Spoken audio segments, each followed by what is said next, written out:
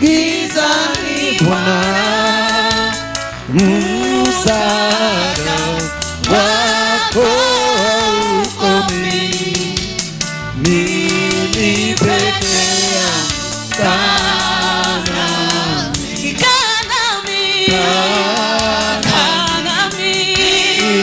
usiku sana, usiniache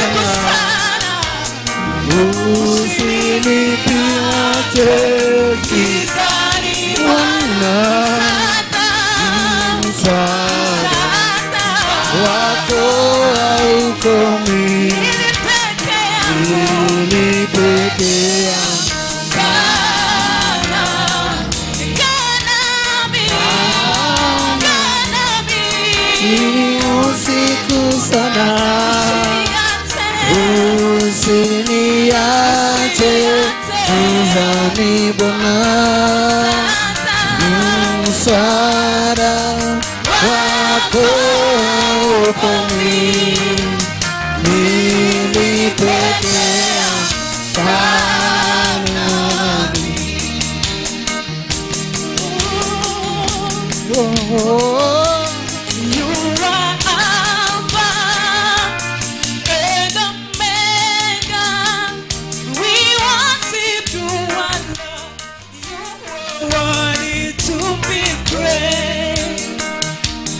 You are Alpha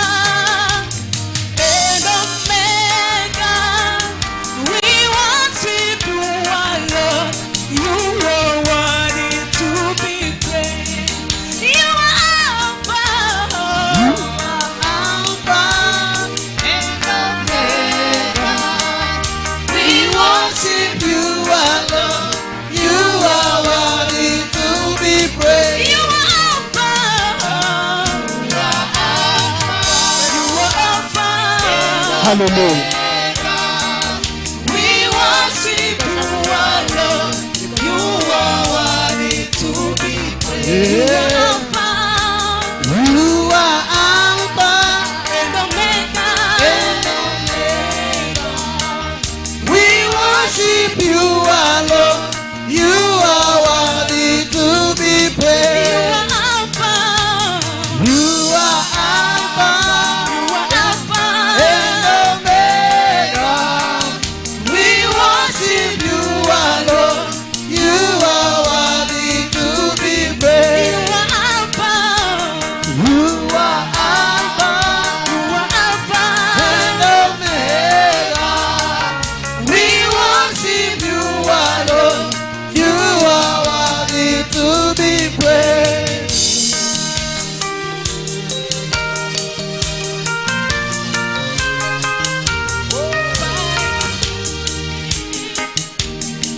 Nisimame, nipate Lima yote, Bwana nipandishe mbeleni, endelea, ninazidi kutembea, maombi yasikie, Bwana nipandishe mbeleni na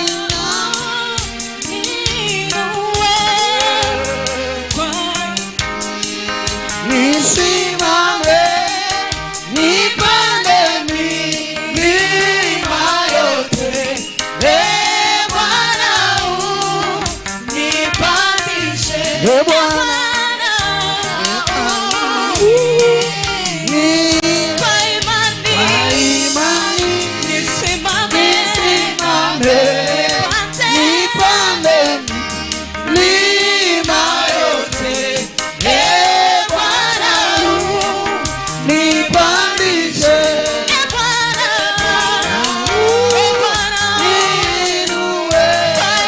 Kwa imani nisimame, nipande milima yote, Bwana nipandishe, niinue kwa imani, nisimame, nipande milima yote, Bwana nipandishe,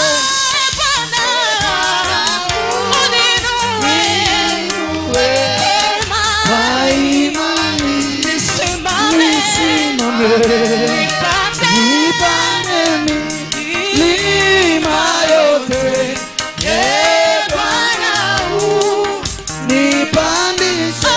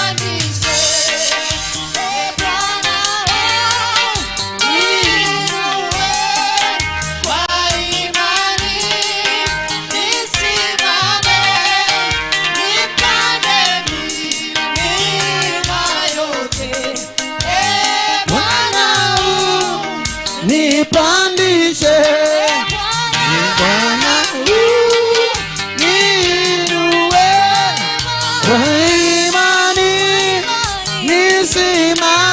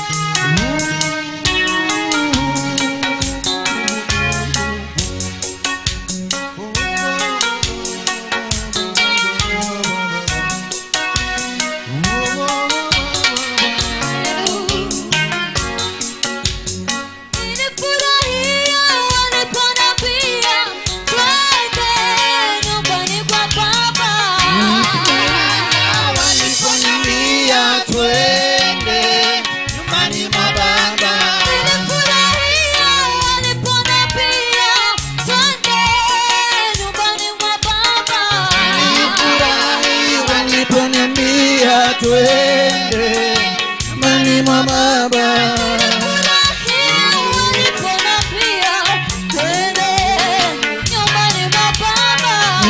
Nilifurahi waliponiambia twende nyumbani mwa Baba.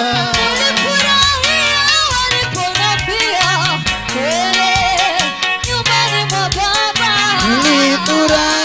waliponiambia twende nyumbani mwa Baba.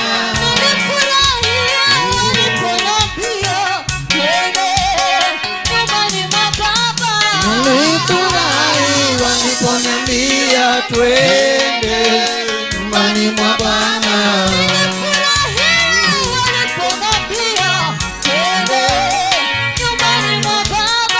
Nilifurahi waliponiambia twende nyumbani mwa Baba.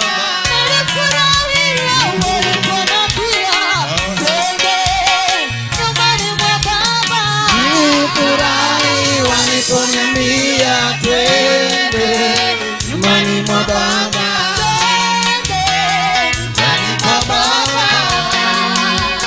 Nyumbani mwa Baba. Nyumbani mwa Baba. Nyumbani mwa Baba. Nyumbani mwa Baba. Nyumbani mwa Baba. Oh, nyumbani mwa Baba. Nyumbani mwa Baba. Nyumbani mwa Baba. Nyumbani mwa Baba. Oh, nyumbani mwa Baba. Nyumbani mwa Baba. Nyumbani mwa Baba. Nyumbani mwa Baba.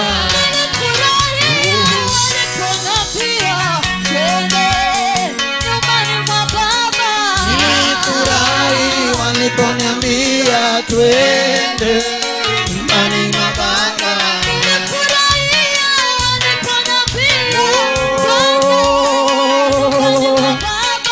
Nilifurahi waliponiambia twende nyumbani mwa Baba.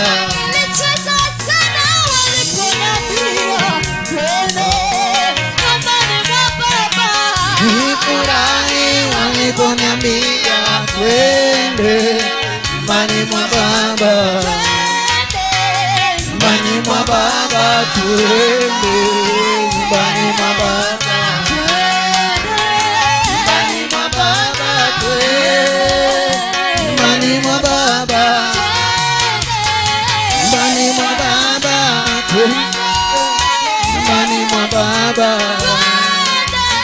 Nyumbani mwa Baba. Nyumbani mwa Baba. Nyumbani mwa Baba. Nyumbani mwa Baba. Nyumbani mwa Baba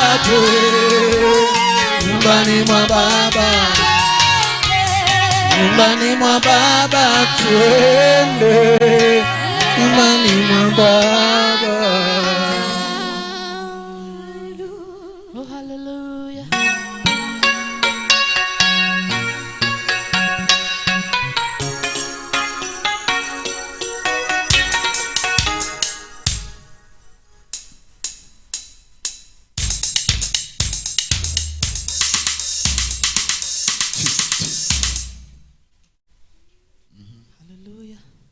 Simpigie Yesu makofi mazuri. Amen. Unaweza keti kwa kiti chako cha muujiza. Amen. Hallelujah. Wakati wanajipanga kuingia kwa praise.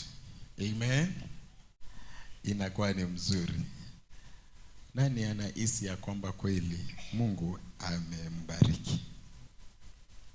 Amen. The secret ambayo God mimi amenisaidia. Wakati mwingine tu ninasikianga tu kumwabudu Bwana na Mungu mwenyewe ananipigania tu. Bwana Yesu asifiwe. By the way, do you know Jericho ndio ivunjike? Ni kitu gani kilisababisha Jericho kuvunjika? Shouting. So the time ambapo nilikuwa najiuliza, Yaani Mungu, njia zako ziko namna gani? And our dad alikuwa anatuambia ya kwamba Jericho ilikuwa imesungukwa. Ukuta huo ulikuwa mpana kiwango cha track 2. Unanielewa? Track 2 ni kama, okay, ninawaambiaga mimi kwa dereva ya lori. Hata ukipatana na gari ndogo ukiwa na lori na umuhutie, huwa anatoroka kwa barabara. Maana hii kitu ni kubwa. Amen. So our dad alikuwa anatuambia ya kwamba huo ukuta ulikuwa mpana ambapo hizo track 2 zinaweza pitana na ziwe na nafasi, haziwezi kuzana. Kwa hivyo hiyo ukuta, hata kama wana wa Israeli wangepewa nafasi ya kuwa na tarimbo, wangekuwa na kifaru, hata kifaru haingeweza ku. Okay, do you know sisi kama kazi yetu, okay, ninafanya kazi na Kenya, si ni ukweli? Tuko na hiyo kazi, hizo machines. Hakuna mashine ambayo hatuna ya barabara. Unanielewa? Tuko na excavator, tuko na grader, tuko na D8 ama D7. Hiyo inaitwangwa, yani hiyo ni nyang'ao ya kubomoa barabara. Wanyita. Lakini hata hizo machine hazingekuwa na uwezo wa kubomoa ukuta wa Jericho. Kwa sababu ilikuwa imekorogwa vizuri. Na watu wakiwa huko ndani walikuwa safe. Bwana Yesu asifiwe. So I ask myself, nilijiuliza swali. Na Mungu, kwa nini wewe ati ulitumia tu kelele peke yake tu kutaka kuonyesha ya kwamba wana wa Israeli ya kwamba mimi ni Mungu ambaye nilipatia hao watu wa Jericho ujuzi ya kuunda hiyo ukuta. Kwa hivyo ni mimi ambaye niko na ujuzi wa kubomoa hiyo ukuta. Na ndio unaona hapa Bible inasema ya kwamba Mungu mwenyewe akaongea na wana wa Israeli na akawapatia masharti, instruction, ya kwamba mtakapoenda huko msunguke tu na mnyamaze kama wapelelezi. Siku ya pili muende tu, hata msiongee, sungukeni tu mara moja na mrudi. Hallelujah. So I ask, nikajiuliza swali, na hiyo swali mpaka leo hii nikifika mbinguni nitauliza Mungu, ulituma jeshi gani wakabomoa hiyo ukuta? Kwa hivyo kelele tu peke yake ikapendezwa na Mungu. Na yeye ndio, kwa sababu ameumba hivi vitu vyote, ni yeye alijua mahali penye weakness ya hiyo ukuta iko. Yeye ndiye alijua mahali atafinya button.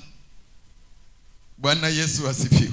So kelele zingine tukipiga hapa, Mungu mwenyewe anaona. Yani tu kabisa. Umeona tu nipigie kelele tu, yani unitumbuishe. Na mimi nami nitafinya hika weakness kako kapotee. Sipigie Yesu makofi mazuri. Natumai tuko na wageni kwa nyumba. Inua tu mkono wako kama ni mara yako ya kwanza kuattend service yetu ya Deliverance Service Wednesday. Inua tu mkono wako juu. Watu kama wakiinua mikono, si unashangilia Mungu? Amen. Hallelujah. Tunawapenda kwa upendo wa Yesu. Tunawapenda kwa upendo wa Yesu. Na baba yetu kitu moja ametufunza, nimezoea kumuita baba kwa sababu ni ukweli, ni baba yetu, si ndio? Hii neema yake ndio mimi nakulia. Unaonaje? Hii kuguruma yote napiga hapa kelele, ni hiyo neema yake. Amen. Na imenisaidia. Hallelujah. Kwa hivyo ninajua ya kwamba because of time, na ninajua ya kwamba pia ako njiani ni anafika. Ambia mwenzako mtume anakuja. Lakini Yesu ashatangulia. Ndomwire huo. Amen. Hallelujah. Kwa hivyo tu ni kukuja kudeclare. Amen. Tumeshatengeneza anka ni safi. Amen. Na utaona tu kile Mungu atafanya hapa. Bwana Yesu asifiwe. Na Bwana atatusaidia sana. Kwa hivyo wageni wetu tunawapenda kwa upendo wa Yesu. Na ninajua ya kwamba Mungu wa mbinguni, huyo Mungu amekutoa huko akakuleta,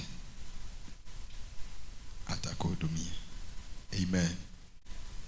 Siniwape tu nafasi mtusalamie. Sitakuwa mpya. Amen. Maana tuko wachache. Si ndio? Itakuwa ni mzuri sana. Na tunajua ya kwamba Bwana atatusaidia sana. Amen.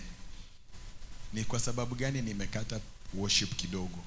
Nimetaka jamani tujuane, ndio tukiingia kwa praise. After praise, I know God atakuwa amewezesha mtume amefika.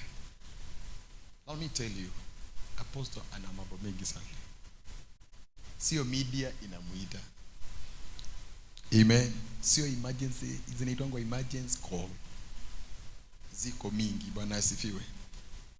Na hata si maajabu vile ambavyo tunaongea, lazima sasa amekanyaga labda sasa yako KTN ama NTV ama Inoro ama wapi, you see, to deliver the word of God. Simpigie Yesu makofi kwa hiyo neema. Bwana Yesu asifiwe. Na ninajua ya kwamba Mungu atatuwezesha.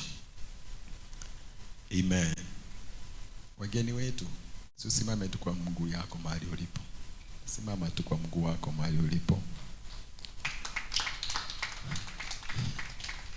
Naomba my brother unisaidie hiyo mic.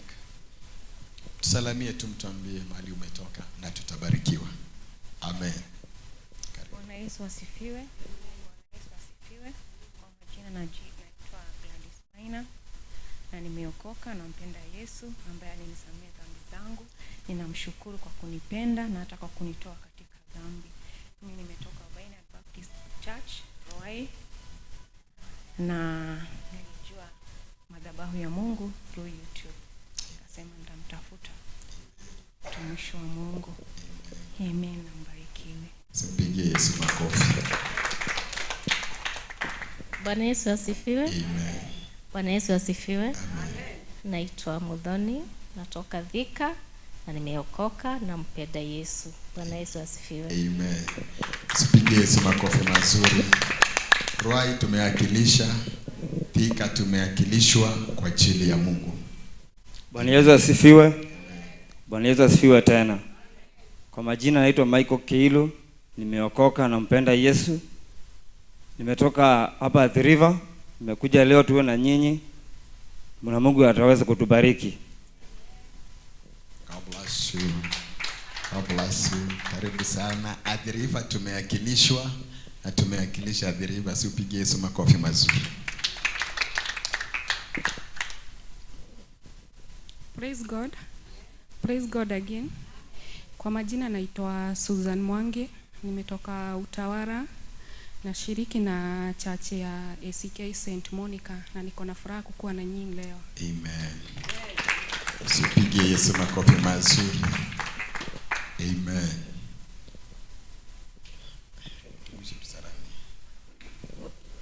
Bwana apewe sifa. Haleluya. Mimi naitwa Thigingi. Naitwa Thigingi. Bwana apewe sifa. Nimeokoka, Yesu ni Bwana, I'm born again Christian. Unajua kuokoka si the same na kuzaliwa. Wengine wameokoka lakini bado hawajazalika kwa ufalme wa mbinguni. Na kama hujazalika still uko na kibarua. Haleluya. Kwa sababu kuna kitu ambaye bado haujaguza. Wakati utazalika kwa ufalme wa mbinguni hautangangana. Bwana apewe sifa. Lakini ukiokoka, haleluya, mambo ni mingi, itakufuta nyuma. Haleluya. So nafurahia Mungu sana. Sasa mi Sundays nimekuwa hapa kama Sunday Billy. Nafurahia sana kwa sababu leo nikasema kwamba nitakuja pia siku ya leo. Haleluya. Kwa sababu wakati nilitoka hapa Sunday kuna kitu moja nilikuwa nahisi ndani yangu. Bwana apewe sifa. Pisha apostle haikutoka ndani yangu. Nilikuwa tunaona, nikienda na muona, nikienda na muona, na ningetaka kufuatilia sana. Mimi ni wale watu huwa natakaga kufuatilia. May God bless you. Pige Yesu makofi. Tunaheshimu mafuta sana. Acha niheshimu mafuta ingine hapa. Amen. Bwana asifiwe. Praise the Lord. My name is Apostle Sara from Machakos Town. Uongoza huduma inaitwa Mercy International. Mimi ni mhubiri wa mataifa. Na Mungu ni mwema. Bwana asifiwe. Nilijua mko na huduma kwa TV na kuna pastor yangu ako Germany ndiye alinitumia. na ile kitu alinitumia nika connect tena na apostle. So nikasema nikikuwa sina jute mingi nitakuja kumtafuta. Bwana asifiwe. Na nashukuru Mungu Sunday niliweza kufika na leo nimeweza kufika. Praise the Lord. Amen. Yeah, hakunanga mahali mbali ukiwa unataka Mungu. Bwana asifiwe. Najua nyinyi mmetoka hapa karibu. Sisi tulitoka mapema hata tu kukunywa chai, lakini tulifika. Bwana asifiwe. Kuna kitu moja tu ningetaka kusema na kuongezea vile mtumishi amesema. Kuokoka ndio umeokoka. Kuzaliwa kwa roho ndio kitu ya maana. Bwana asifiwe. Na ukitaka kuzaliwa kwa roho, lazima utembee kwa njia ya utakatifu na lazima uwe muombezi. Praise the Lord. Usingoje apostle ndiye anakuombea. Kuwa na wakati wako. Kwa nyumba yako jenga madhabahu ya Bwana. Praise the Lord. Kwa maana ukiunganisha madhabahu ya Bwana kwako na hii madhabahu, ukikuja Mungu atakuhudumia. Bwana asifiwe. Kwa hivyo usingoje tu kuja kuombewa. Kuwa na wewe umejiombea. Praise the Lord. Kwa maana roho wa Mungu mahali anatawala kuna uhuru. Ndio Paulo alisema, where the spirit of the Lord is, there is liberty. And liberty is only if God himself control your life. And God cannot control your life if you are not prayerful and if you don't read the word of God. Praise the Lord. Mimi nimehubiri kwa makanisa mengi na ukuta washirika wengi wana Biblia. Najua sasa zimekuja kwa simu. But make sure uko na Bible yenye inaonekana kwa macho. Bwana asifiwe. Sisi ni watu wa mitandao na tunajua hata Biblia za mitandao wameondoa mambo mengi. Bwana asifiwe. So nunua ile Biblia yenye ijatolewa mambo mengi. Biblia yenye iko na ukamilifu. Bwana asifiwe.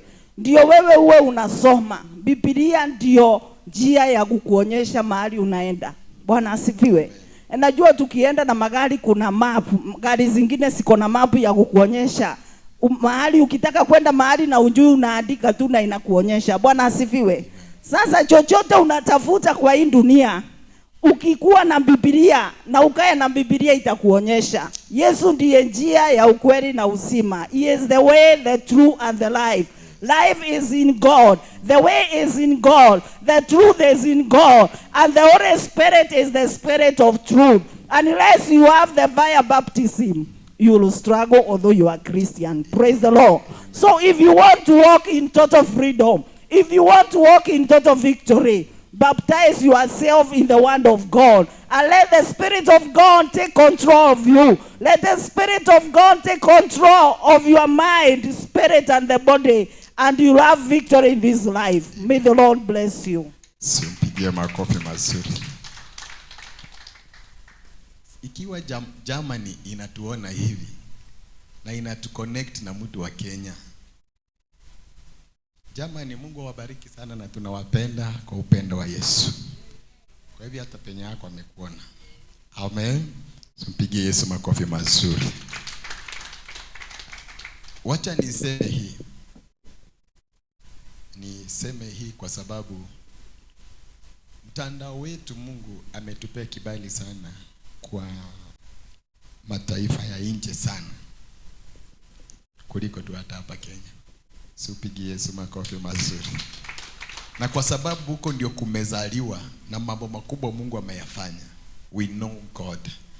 Juzi ya wadada alikuwa anatuambia kwamba anatufungulia TV. Sasa tutakuanga na TV yetu Bethel live. Siupigie Yesu makofi mazuri. Ili sasa si lazima uingie kwa data. Kwa unafungua hapo unapata Bethel TV. Chini ya Apostle Ndura Waruinge. Anajua Mungu atatubariki. Siupigie Yesu makofi mazuri. Amen. Ikiwa Germany inaweza connect. Si umesikia ametoka wapi? Yeye ametoka wapi? Ametoka Machako, Kenya. Lakini rafiki yake ana connect yeye naye ako nje Germany na anamwambia go there and you will see man of God. Siupigie Yesu makofi mazuri. Hii inanibariki na nasikia kusonga mbele kwa jina la Yesu. Pastor Penina, si hata watu wajue kwamba hapa tuko na watumishi wametulia tu. Siupigie Yesu makofi mazuri. You can say something now. Wakari. Praise God. Bwana asifiwe.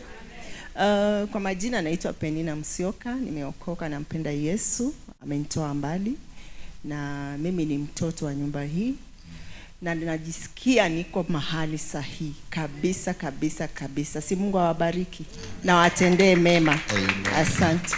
Pigia Yesu makofi mazuri. Tuna mtumishi wa Mungu pia. Pastor Koki, can you come say something? Salamia watu wa Mungu. Wajue ya kwamba pia wamama, hii ndio imetimilika mambo wakati wa Joeli. Nasema nitamimina roho wangu juu ya wana wenu, wataona maono na watatabiri.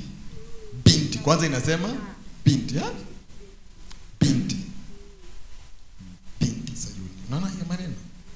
Na unajua huko nyuma Old Testament ilikuwa imekanyagia sana wamama. Ati mumama hawezi simama kuhubiri. Walikuwa wamewekwa kwa kitengo ingine mbaya sana. Lakini asante kwa sababu ya Roho Mtakatifu. Na asante kwa sababu ya Yesu. Haleluya.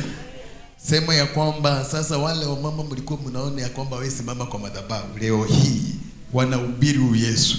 Na tena ni visirani sana wa injili kwa sababu ya Mungu.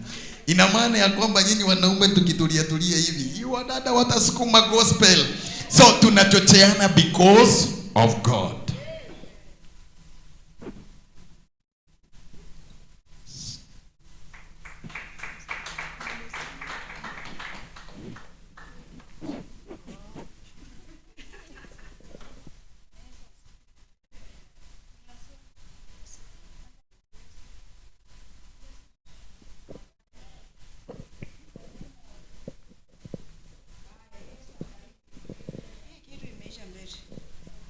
Bwana Yesu asifiwe. Mwathani agocwo. Mwami Yesu avume. Mrs. Yesu, hakuna mwami Yesu avume? Hakuna.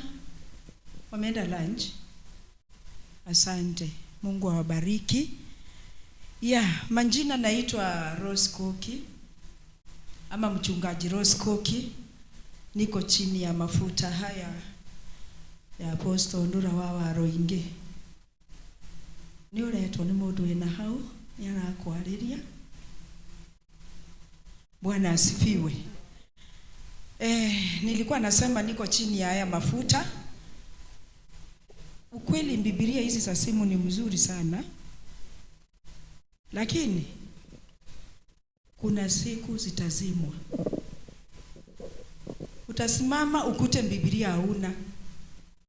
Kwa hivyo ni vyema kubeba Biblia. Na usikuwe na Bible moja, Mkristo, usikuwe na Biblia moja. Hizi Biblia kuna zile zimeongeza kitabu gani? Acts 29. Na kuna wale wamepunguza pia maandiko.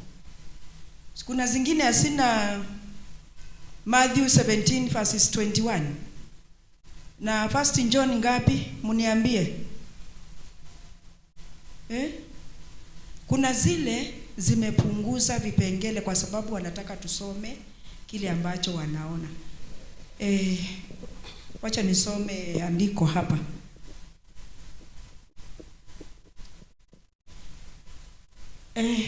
Mtume huwa anatuambia ya kwamba yeye ahitaji watu wengi kanisani. Anahitaji ule mtu anaenda mbinguni. Bwana Yesu asifiwe. Mtu amekuja kutafuta Mungu peke yake. Wacha niseme hapa kuhusu hearing the voice of God. Ama kusikia sauti ya Mungu. Tunasikiaje sauti ya Mungu? Mami, tuambie tunasikiaje sauti ya Mungu? Ama wakati unasikia kusikia sauti ya Mungu, unaichukulia vipi ama unaitambua vipi? Mami, wakati unasikia hilo jambo ni nini ukuja kwa wazo lako?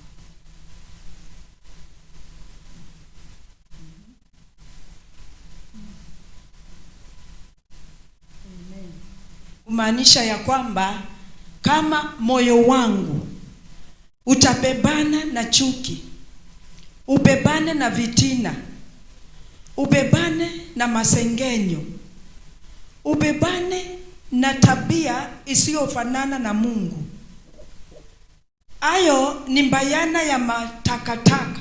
Kama saa hizi tuchukue mchele na fudikala, supangeti, to mix hizo zote pamoja na ndengu, halafu uambiwe uiname uokote uzitenganishe.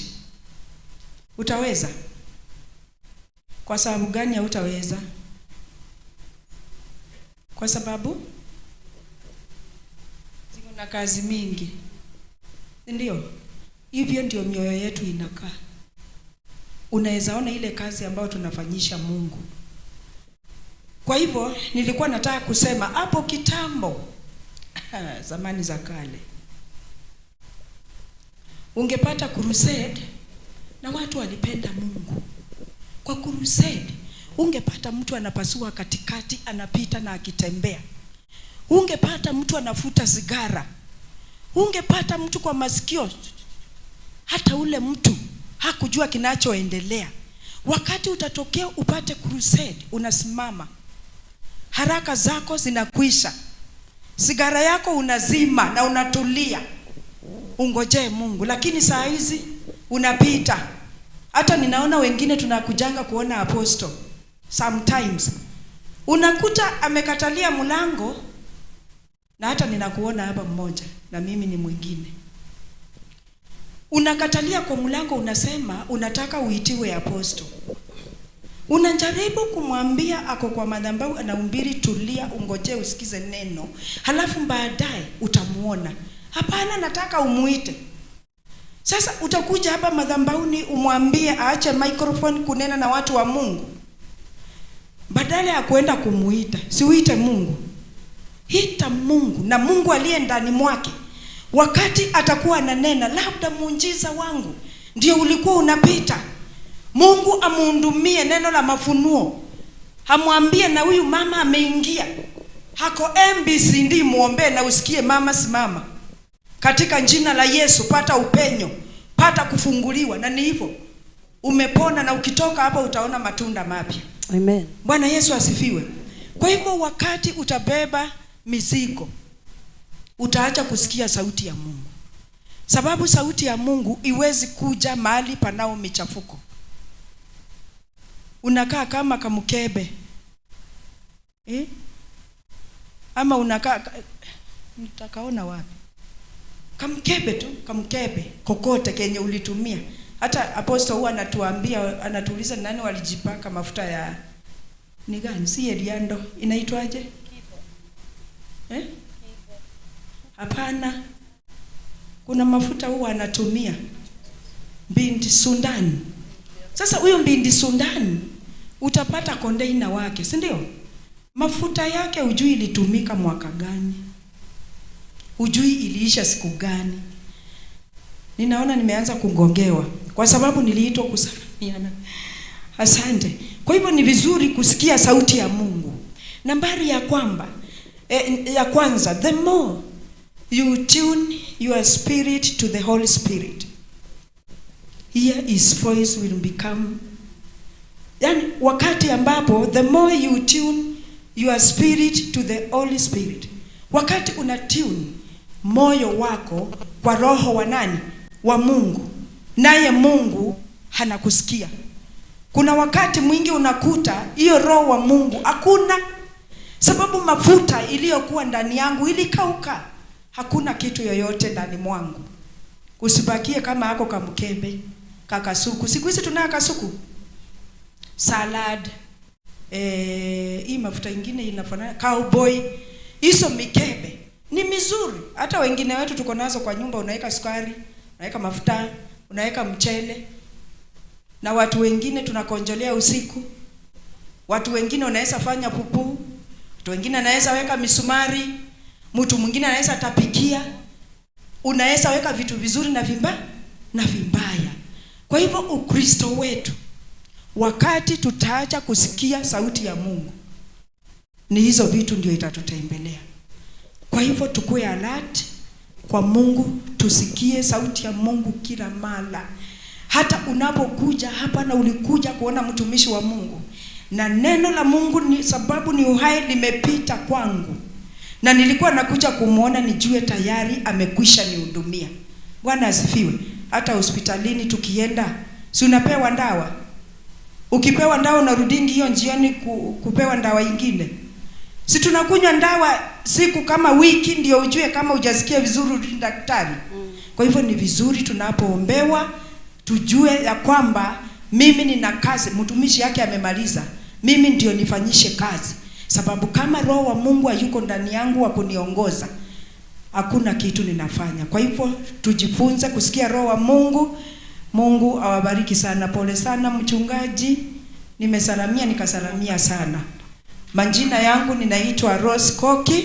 Kama vile nimesema, hapa ni Crusaders for Christ, House of Love, House of Prayer. Hii ni nyumba ya maombi, haifungwi 24/7. Ukisikia kuomba, peana ripoti, kwa sababu wakati mwingine unaweza kuta hatujui kama ulikuwa unakuja. Ni ukweli. Kwa hivyo hii ni nyumba ya maombi. Ukiingia kanisani, usiende kwa vikundi tafadhali, enda kwa kona, ule mwingine kwa kona, akisha moto na Mungu anashuka, na mgonjwa akiingia hapa anapokea uponyaji. Tena niliitana na nikarudi kuongea. Asante. Pigie mtumishi wa Mungu makofi mazuri. Kawaida ya wahubiri situchukulie makosa, hiyo tuko na hiyo neema. Amen. Na Bwana ni mwaminifu. Haleluya. Nimetaka kuwaonyesha kwamba hii nyumba imelea watumishi wengi. Amen.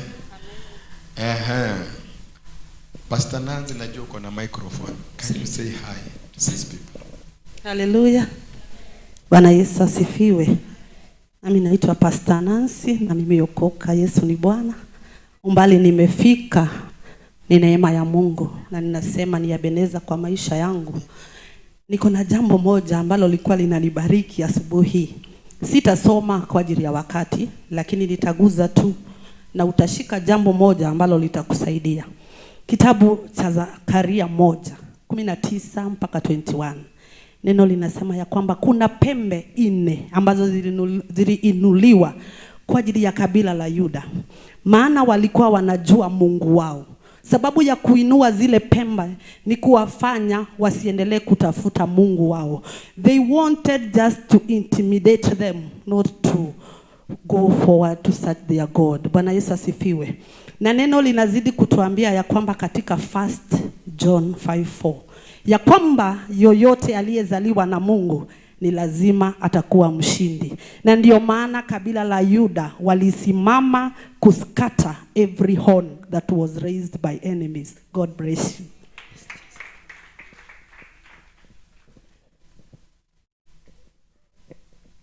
Hii ni nzuri. Amen. Siupigie Yesu makofi mazuri. Ongeza makofi ya kilo kwa jina la Yesu Kristo. Amen. Ni vizuri, si unasema chenye unapanda ndicho unavuna, si ndio? Wakati tunatambua watumishi wa Mungu wanasikia wako mahali panapofaa. Bwana Yesu asifiwe. Ni makosa sana unaassume ni kana kwamba hakuna watu kama hao. Haleluya. Na kwa sababu Mungu aliwachagua na akawaweka katika vipengele mbalimbali, wacha Mungu awatumie. Amen. Na sisi wote tuko chini ya anointing ya Apostle Ndura Waruinge. Tumpigie Yesu makofi mazuri. Hiyo mafuta yake imetusaidia. Hiyo mafuta yake imetupigania. Hallelujah. Because of God. Amen. Because of the time na wakati. Nataka tusimame kwa miguu yako miwili sasa. And I know God. Simama kwa miguu yako sasa miwili. Na ninashukuru Mungu wa mbinguni. Mungu wa mbinguni. Hallelujah. Hallelujah. Salamia mwenzako tena. Leo nitawafanyisha kazi mzuri sana ya greetings. Unajua hapo nyuma corona ilitukazia sana. Corona ilikuwa imetukazia sana. Yaani hata huko tuna hiyo neema ya kusalamia mtu, kipeleka mkono na kumbuka corona na mwambie hi. Amen. Pigie Yesu makofi mazuri. Pigia Yesu makofi mazuri kwa jina la Yesu Kristo. Tunataka tu jamani tu praise wimbo moja. Praise wimbo moja. Na najua Bwana atatusaidia. Tumesomewa maandiko mengi na tukashika yenye tumeshika. Hallelujah. Amen. Na Bible inasema ya kwamba kama vile, let me say this, tunapoingia ndugu, ungekuwa pale hivi umejua ni wimbo gani utaimba, maana sauti zingine zidaenda hivi na itakuwa ni mzuri. To praise ama to worship. I like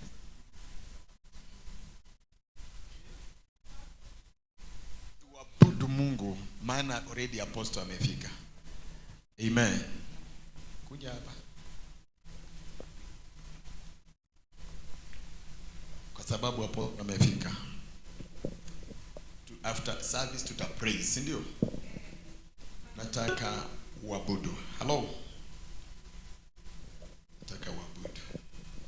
Mimi nataka ushirika na wewe. Nasikia hiyo inaimba kwa roho. Na natumai pia imeingia kwa koreti. Amen. Inua tu mikono yako juu kwa jina la Yesu Kristo.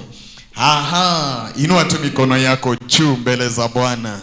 Na Biblia imesema ya kwamba Yeriko ilikuwa ni ukuta mkubwa. Lakini haikujalisha. Maandiko ya Baba yanasema ya kwamba walipopiga vigelegele, walipompigia Yesu kelele na wakafuata masharti ya Roho Mtakatifu na Mungu, maandiko ya Baba yanasema walipiga kelele, ukuta ukavunjika. Nami katika nyumba ya Mungu nataka uinue tu mikono yako. Nataka tumshangilie Bwana, tumpigie Yesu makofi ya kilo, na wakati huo tutakuwa tunaalika mara tena praise za Mungu katika jina la Yesu. Malaika wa Mungu watakuwa wameshuka, wako tayari kutuhudumia kwa jina la Yesu Kristo.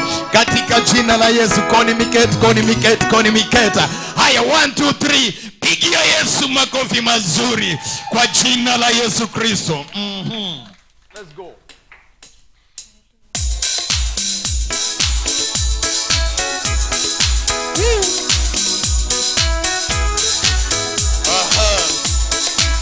Sikia hiyo tu.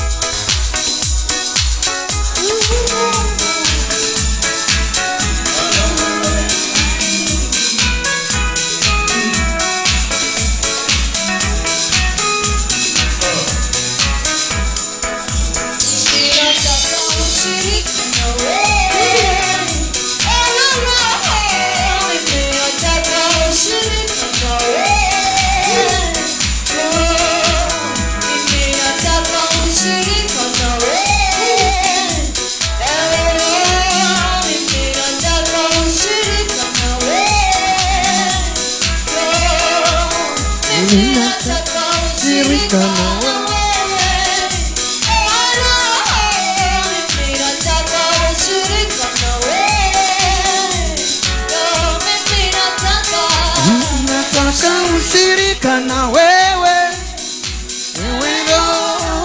mimi nataka ushirika na wewe, mimi nataka ushirika na wewe, mimi nataka ushirika na wewe, mimi nataka ushirika na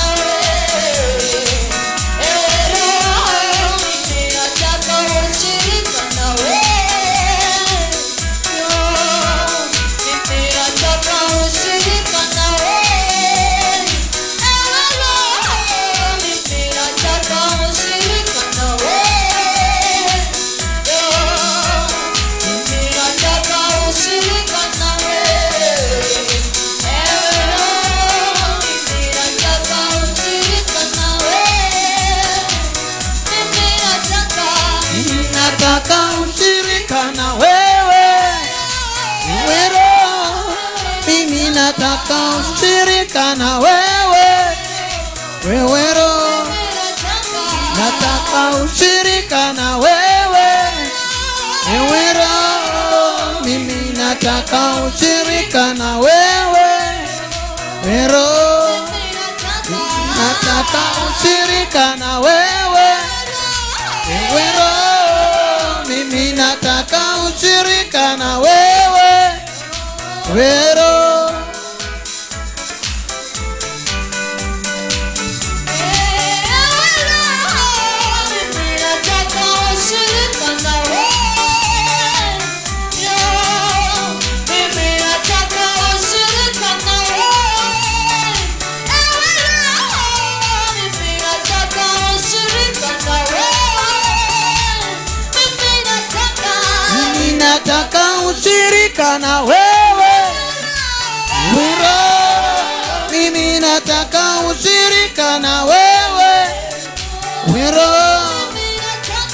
nataka ushirika na wewe.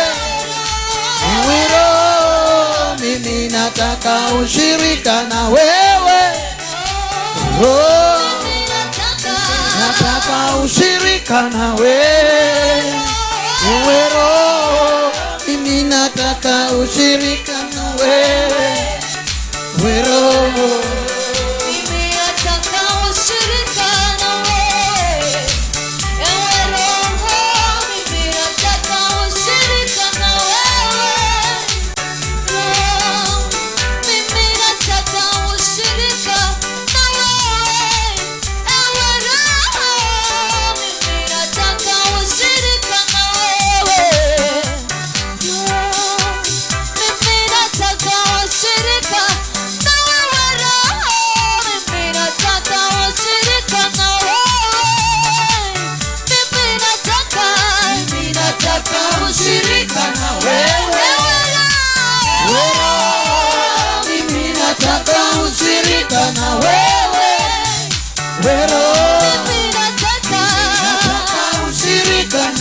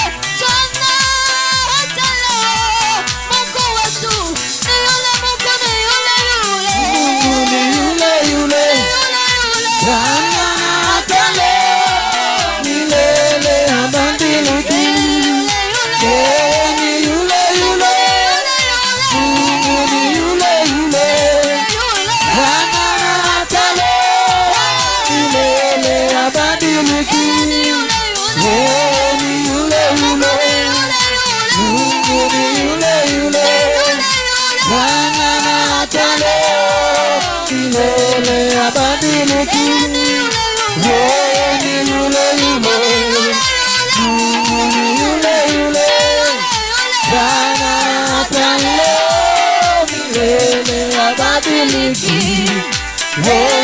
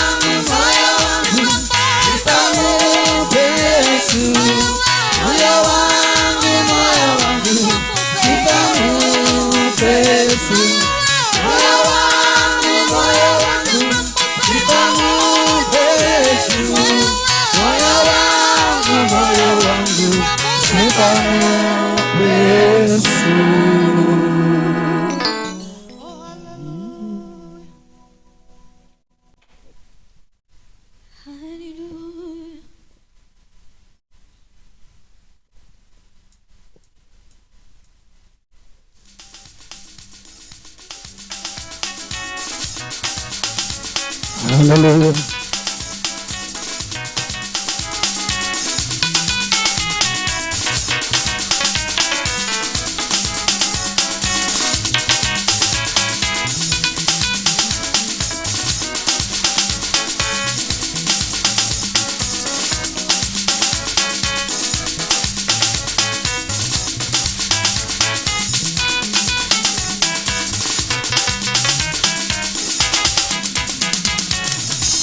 Usitishe na sita ndugu wala magonjwa, ila kupungukiwa pesa, hayo yote ni kwa muda tu. Ni lazima ujipe moyo, wewe umwamini Mungu wako, anaweza kukufanikisha. Anafanya njia pasipokuwa na njia, anafanya njia, anafanya njia pasipokuwa na njia.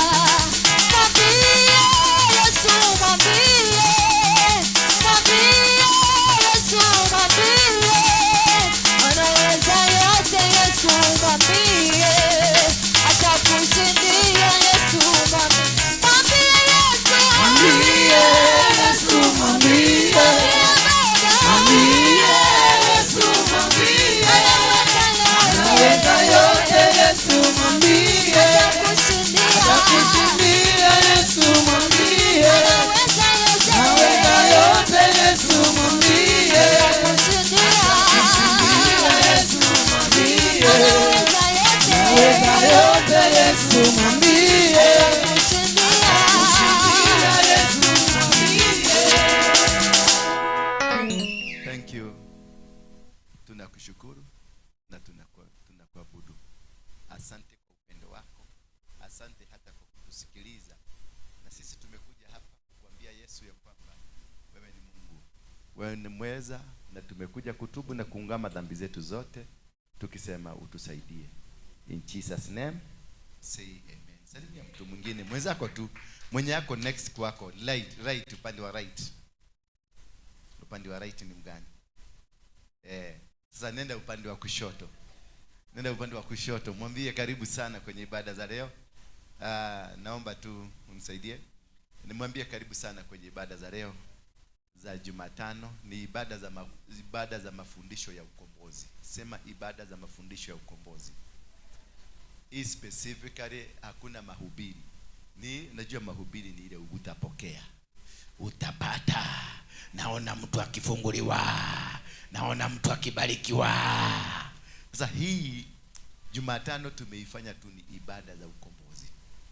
Na hususan sana tunafanya hivyo kwa sababu kuna watu wengi wameenda for deliverance services kwingi, na wametembea kwingi, wamekutana na wachungaji wengi. Lakini kwa sababu haujui, deliverance si kuwekelewa mkono. Unaweza kuketi. Deliverance si kuwekelewa mkono. Sijui kama mnanielewa. Deliverance si kuanguka chini. Sijui kama mnanielewa. Deliverance si kuanza kusema, kuongea maneno. Deliverance is being set free. Is what? Being set free. What can set you free? What does set you free? It is only the word of God that can set you free. So if you understand the word of God and they activate the word of God in you, then you are set free. Kuwekelewa mkono ni mademon. Ukisikia mtu anaongea, there are demons in him or her that are speaking. So demons sio deliverance. Deliverance, we are delivered from principalities and the powers of darkness. Ninaweza kukuwekelea tu mkono, yes, umanifest, but that does not mean umekombolewa. Neno utafundishwa ni nini? Because I need to show you that you are in a problem. And in this problem, how did you come to be in this problem? Is it a yesterday problem? Is it a 10 years problem? Is it a 100-year problem? Is it a generational problem? Because you have different types of problems. Now, these different types of problems, they are either generational,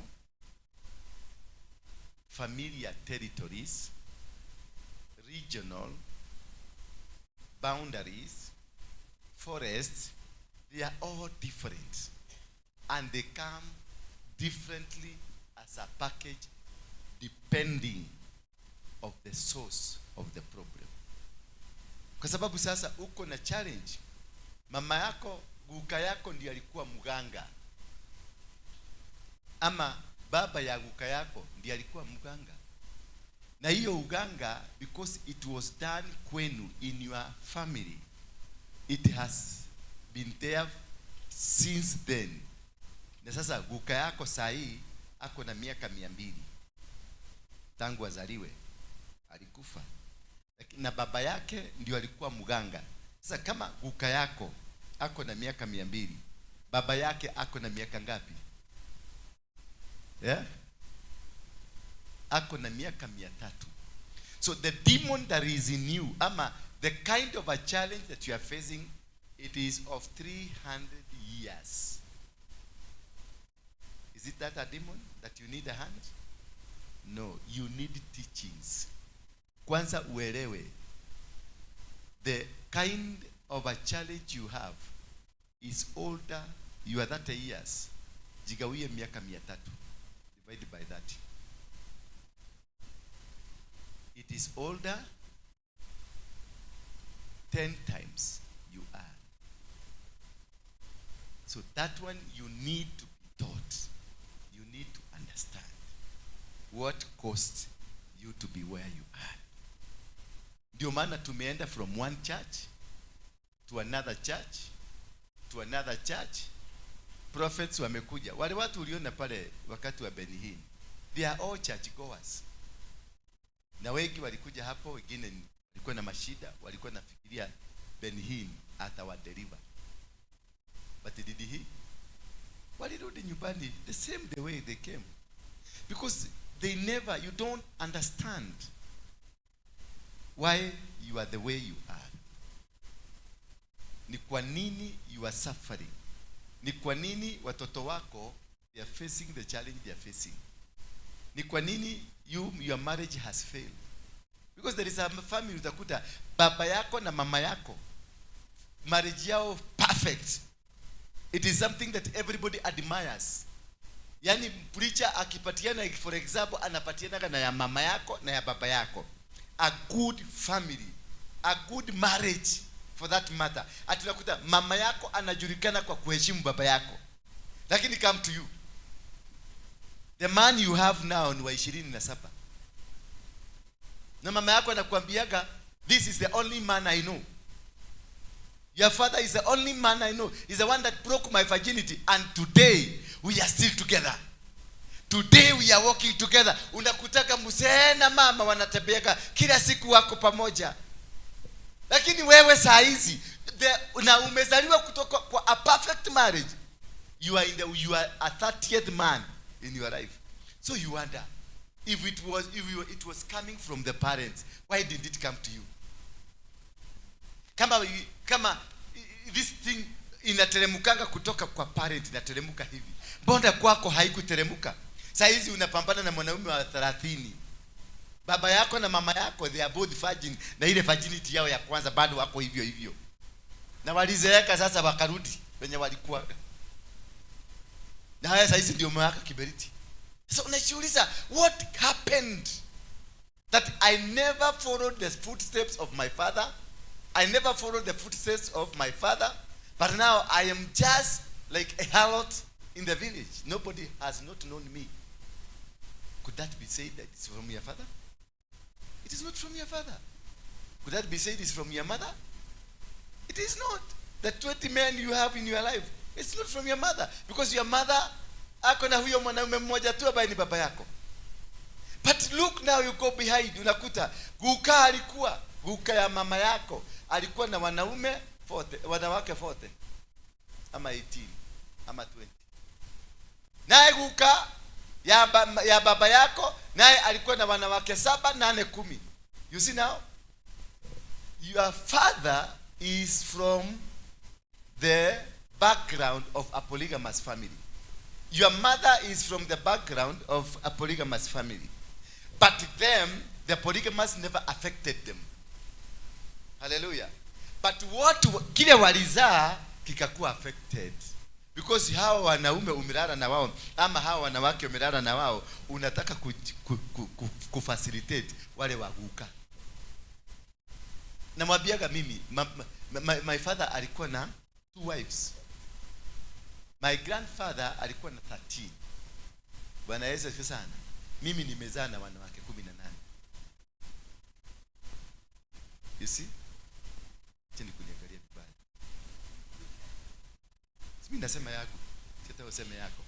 Mimi nimezaa na wanawake ngapi? Na nilianza kuzaa nikiwa secondary, nikiwa form 2. Watoto wangu wengine ni wakubwa kuniliko. Bwana Yesu asifiwe sana. So, whatever that happened, my father, we are 20 in our family. Mimi niko na 21. Na baba ametoa kwa bibi wawili 2010. Mimi peke yangu nimeleta 21. My grandfather alikuwa na about 60. You see how it jumps. Inaruka inatoka kwangu, inaruka inaenda kwa huyu. Huyu utamkuta kwao. They are coming from a polygamous family, but huyu na bwana yake wako na watoto wangapi? Na huyu virginity yake ilibreakiwa na huyo mzee. Na huyo mzee virginity yake ilibreakiwa na huyu. Bwana Yesu asifiwe sana. Sasa they are good. Paka references za kijiji mzima zinafanya kwa za nani? Za hawa watu. Lakini backward ukirudi nyuma, it is a corrupted family.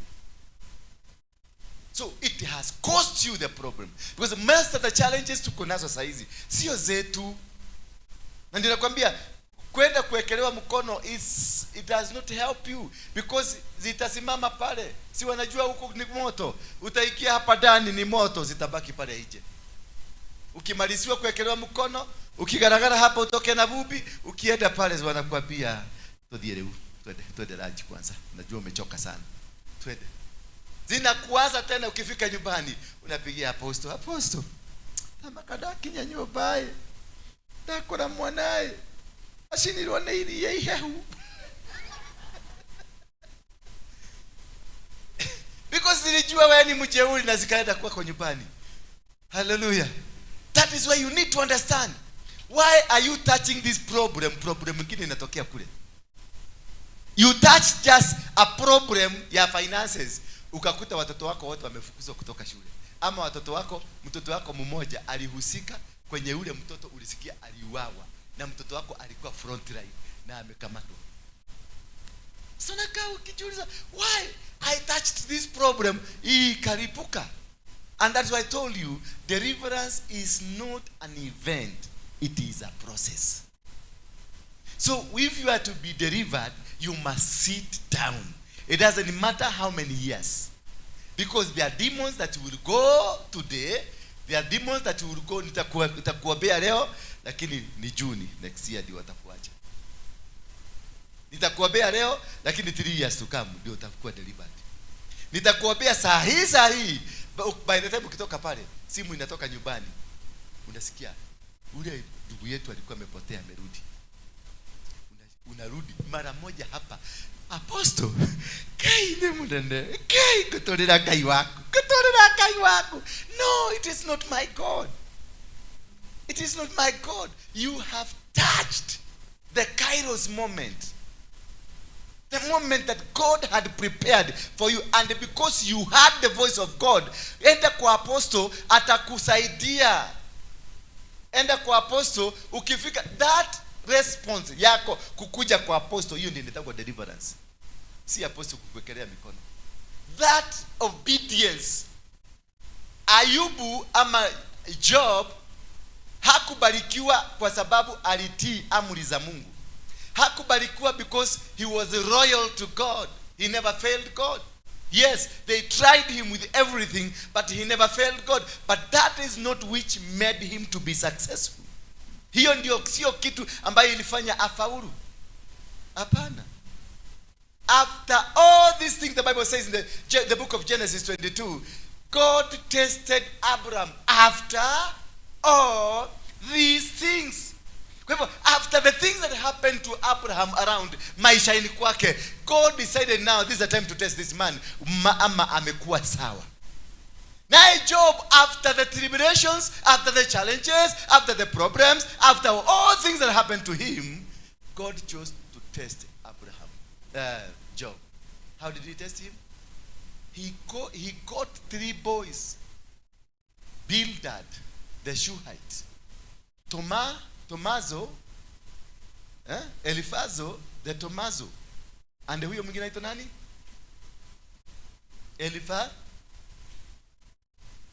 Eliphaz, Tomazo, and Bildad. And then God spoke to Eliphaz, Tomazo, and Bildad, na akawaambia, nyinyi hamujasema uzuri wangu. You haven't done right. Hamujafanya mambo mazuri. Mumenikosea. Kwa hivyo muende mchukue ng'ombe 7 na mbuzi 7, muende kwa mchungaji Ayubu. Muende mkifika huko atawaombea, nanyi mtasamehewa. Bwana Yesu asifiwe sana. Nao wakachukua ng'ombe 7 na mbuzi 7, wakaenda kwa Ayubu, naye Ayubu akakubali kuwaombea. Hello. It was not the test to the Bildad na kina Tomazo. It was a test of you, Ayubu. The Bible says in the book of Job 42, akasema namna gani?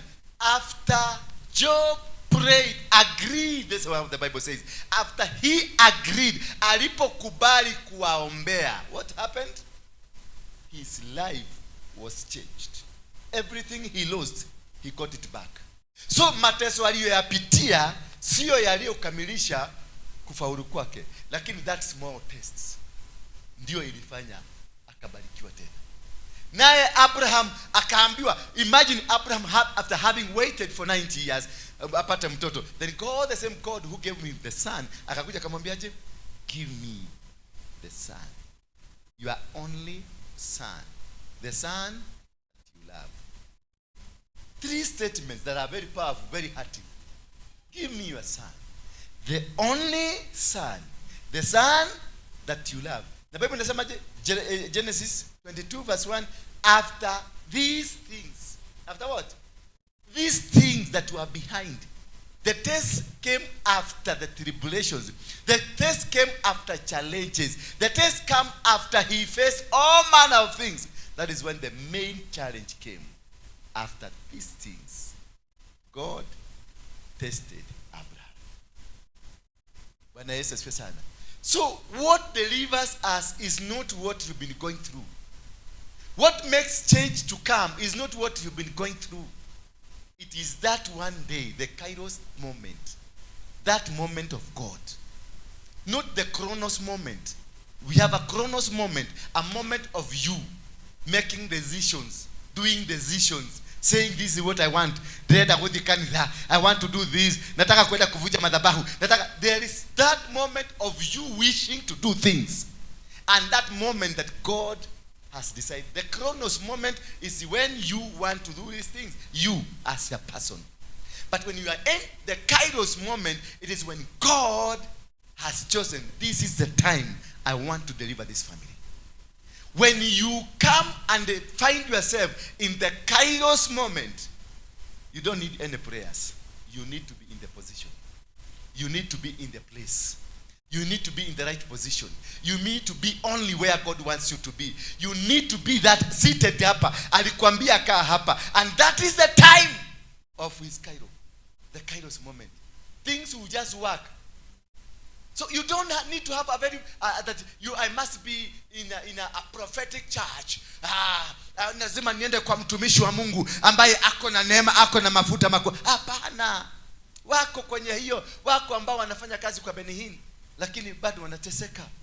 Wako kwenye hapa kanisani lakini bado wanateseka. Wako kwa watu kwenye Bishop Harrison Nganga lakini bado wanateseka. Wako wengine wako kwa William bado wanateseka. Yet they are worshiping God every day. Yet they are fasting. Yet they are giving every time they are in God. Every time they are praying.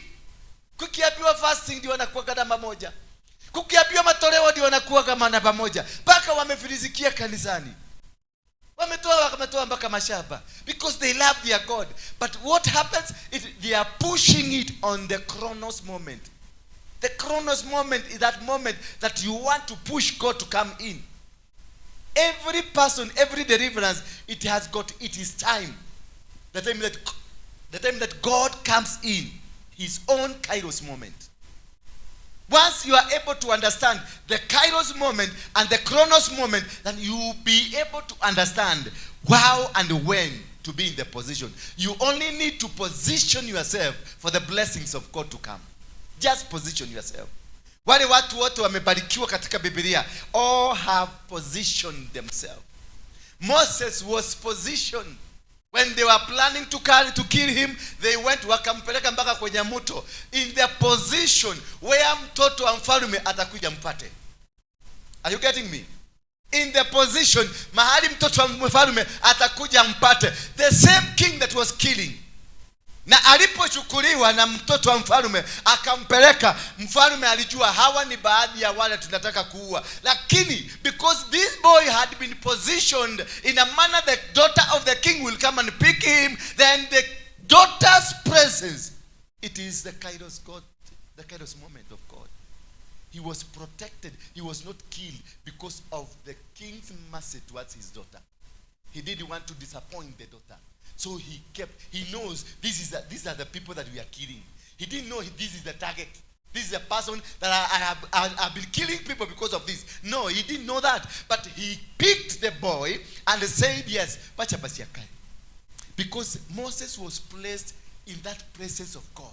That moment of God where God wanted him to be. And then he sends the daughter of the king to go and pick Moses. Then he picks Moses and Moses is taken to the palace. The palace that issued a decree for the people, for the children to be killed. The same where the decree came from, it is the same place that kept the man that was supposed to be killed. He was hidden there. When you are in the Kairos moment, when you are in the moment of God, the enemy will preserve you so that you will come to kill them. Hello? Did you get that? The same enemy that you come to kill, that God will send you go and kill them, are the same people that will keep you, preserve you until the moment is arrived. So all that matters in your deliverance, it is how and when. How and when. How it is it the moment of God? Are you ripe to be delivered? Are you ready to be delivered? Is it in your season? Because some of these generational curses, they are in your family for 50 years.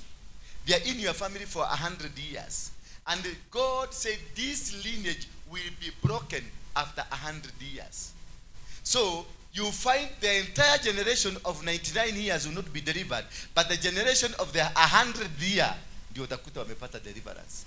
And they will take the deliverance to the rest that were not delivered. They will be delivered because of those that have been delivered. There is to every family, there is to a Moses. In every single family, there is a Moses who liberates, who brings changes, who brings things to come to term. So are you a Moses? to liberate your family? Are you a Moses called? Are you a Moses now? And remember, when the time of God for Moses to come out of the palace to go do the will of God, the plan of God, he messed up with himself so that he will be chased. He killed a person. And when he killed a person, he buried that person. And he thought nobody saw him. And when these two guys come and saw Moses, and Moses tried to also to fight them because Moses was a bully. Moses was a bully. And Moses tried to kill, to fight these people. They reminded him, do you remember yesterday? Kwani konini? Do you remember pare? Then he realized they saw him. He had run away. The kairos moment of God causes you to shift from the position you had permanently decided, this is my position. When Jesus was in the synagogue, na akafika huko na akakuwa ni kama sasa ako settled na mafundisho ya huko, God caused the bishops inside there, the people that were managing there, to chase this boy. I understand the Bible says that he had to jump over the window so that he can get out of the comfort zone for him to be taken where he is supposed to operate. Abraham, God came to him and God told Abraham, now from today, I am commanding you, go pick your cows, go pick your wife, and start a journey until to a place where I'm going to bless you. He never blessed him in his father. Yes, this man was a blessed man. This man had goats, had cows, had camels, had everything. Alikuwa na vitu zote. But the blessing that God wanted him to have will not come until he's out of the compound of his own father. He's out of the reach of his sons. You get out and go fight from far. Bwana Yesu asifiwe sana. Kuna watu lazima utoke huko. Sometimes you come as unakuta kuna wakati ulitoka kwa hiyo ndoa yako ndio maneno yako ilifunguka. Because wakati when you are fighting in that marriage, nothing was working because you are sitting on the altar that is fighting you. There is no way you can win that battle. Hakuna hawezi kushinda. Mtu anaitwa Elijah was able to destroy the 400 manabii 400 akawamaliza. Kwa nini? Hakuwa invite waende kwao kwa kina manabii. Yeye mwenyewe aliwaita wakuje kwenye madhabahu yake. Walipofika kwenye madhabahu yake, alikalia kiti chake ambako kule kwenye hekalu alikalia kiti chake, meaning he sat on his altar and waited for these people to destroy themselves. When you are in a territory that is conquered by demons, na umekaa huko, you will not be able to fight until you get out to fight or out completely. Because amekalia. Baba yako ndio mwenye hilisi, baba yako ndio mugaga, ndio mchawi, ndio mwenye hii maneno yote inawakula. Na sasa mnakaa huko kupigana. You won't make it until you destroy, either you completely destroy that which belongs to your father or you get out. For Abraham, he was told to get out. But for Gideon, he was told to go and destroy that which belongs to his father. Are we getting somewhere? Are we listening? Are you hearing anything? I think it's like you are lost. Is it so deep for you? Sometimes I teach and then I realize this was too deep for you. There are demons. Kuna mambo ambayo hayawezi kutoka huyo mzee kama amekalia kiti chake. Maana umekalia kwenye sasa tukae hapa. Mimi ndio mwenye hapa. Mimi ndio baba wa hii madhabahu hapa. Bwana Yesu asifiwe sana. Hakuna mtu anaweza kutoka pale hata kuwe na power gani anaweza kunishinda hapa. Because I understand the secrets of my altar. I understand the powers behind the altar. I understand the corners of the altar. They will come, they will try to fight him. Yes, they will shake kwa sababu kutakuwa na misukosuko, lakini hawataweza. But if I step out there, tuende tukapigane na wale pale, either watanimaliza ama niwamalize. Are you getting me? Madhabahu, Elijah aliwaita wale manabii 400 akawaambia come to my territory. Wakati waliingia into his territory, he was able to finish them. Yes, these guys were powerful even than him. Because the power that you have depends on the sacrifice that you give. It is not how Ribakuda you know. It is not how they kick you, no. It is what you give as a sacrifice. It makes your altar to be bigger or to be smaller. Then what happened?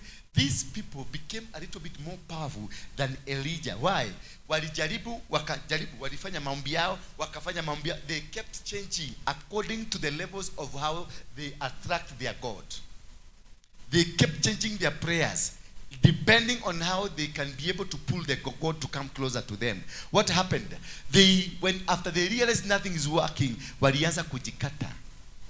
Wakamwaga sasa, wakaanza kufanya an altar of the covenant of the blood. When you kiona sasa mtu amekata mikono yake, amemwaga damu, anafanya altar, madhabahu ya damu, which is much stronger. That is why you have Jesus had to die on the cross, shed his blood for our redemption. Ndio naona waganga wakienda wanakuitisha kuku, ndio wakate the blood imwagike. Wanaitisha mbuzi, wanachinja hiyo mbuzi, blood imwagike. Wanamwaga ng'ombe, blood imwagike. And that's why you see many occasions women are not allowed to step on the pulpit when they are in their menstrual periods, because that is an altar of the blood. Hawa watu walianza kujikatakata, meaning they raised, waliinua nini? Madhabahu yao ikaenda juu. Lakini bado kwa sababu Elijah alikuwa amekalia madhabahu, alikuwa kwenye madhabahu yake, bado aliwashinda, maana he was sitting in his altar. When you have your altar, sitting in your altar, nobody can be able to win a battle against you. Nobody can defeat you. No battle ndio unaonaga kamutu ni kamuganga, kamutu ni kamchawi, lakini bado kanashinda wa Kristo. Because can operate from his own territory. Hallelujah. And that is why we have lost many battles. When you move from one church, you go to another church, you go to another church, you got no basis, no foundation. You will not make it. You will struggle. You need to sit down and wait and hear the direction of God. Where is God directing you to? Because it must be a direction of God. It must be a guidance of God. He told Abraham, give me your son, the only son, the son that you love. Take him as a burnt sacrifice to Mount Moriah. In one of the mountains I'm going to show you. So not every mountain is a mountain. This mountain must be a mountain where God will direct you to. Coming here, you must be directed by God. Coming and sitting down here, it must be a direction of God. Ukiona umekuja hapa na umeshindwa kutulia, badala ya kutulia unapiga watu wale wengine, you are not directed here by God. You are directed here by the devil.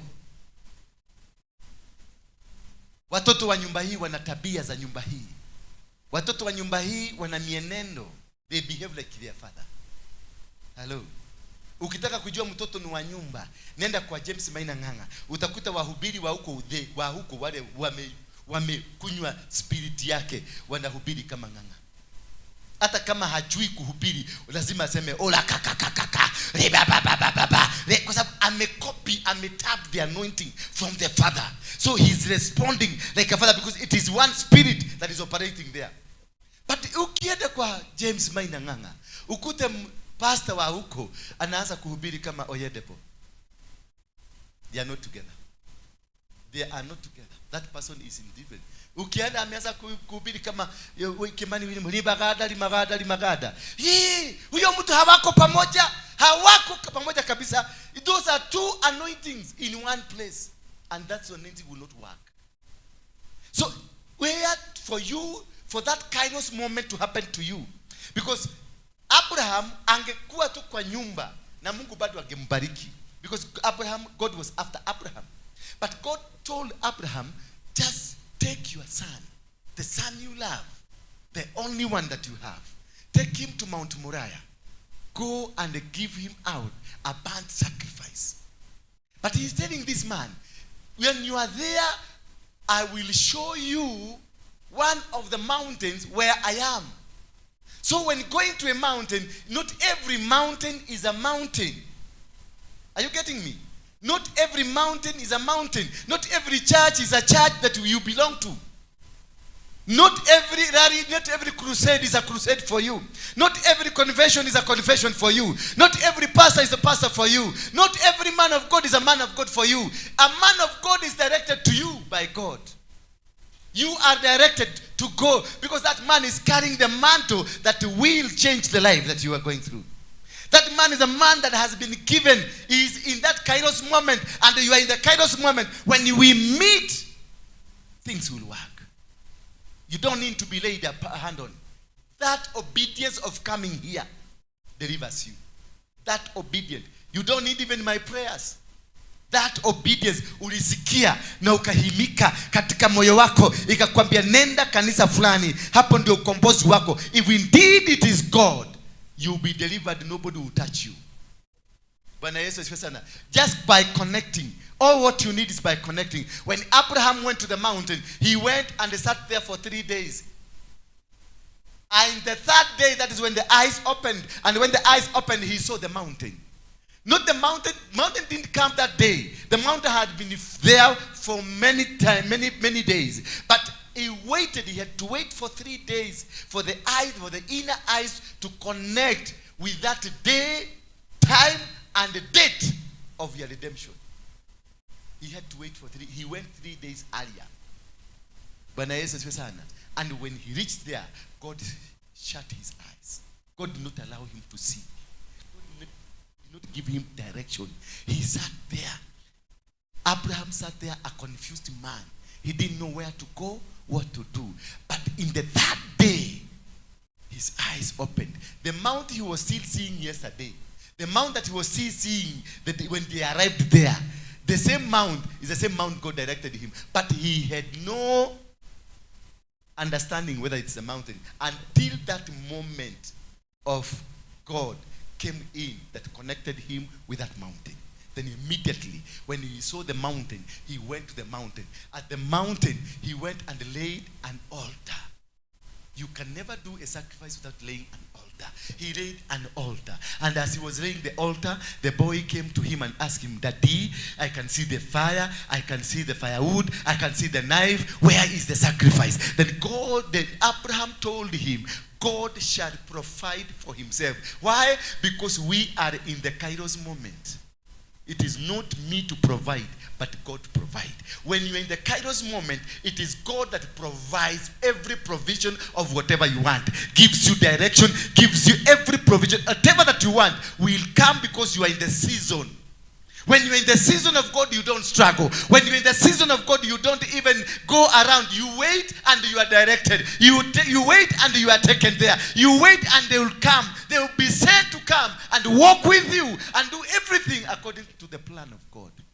But not according to you. When you are doing things according to you, they will fail you miserably. Utakuwa kwa beni hili, hata unakula chakula ile nakula, au ile chakula plate yake unakatiwa nusu ndio ukule, ndio anointing ikuingie, it will not come.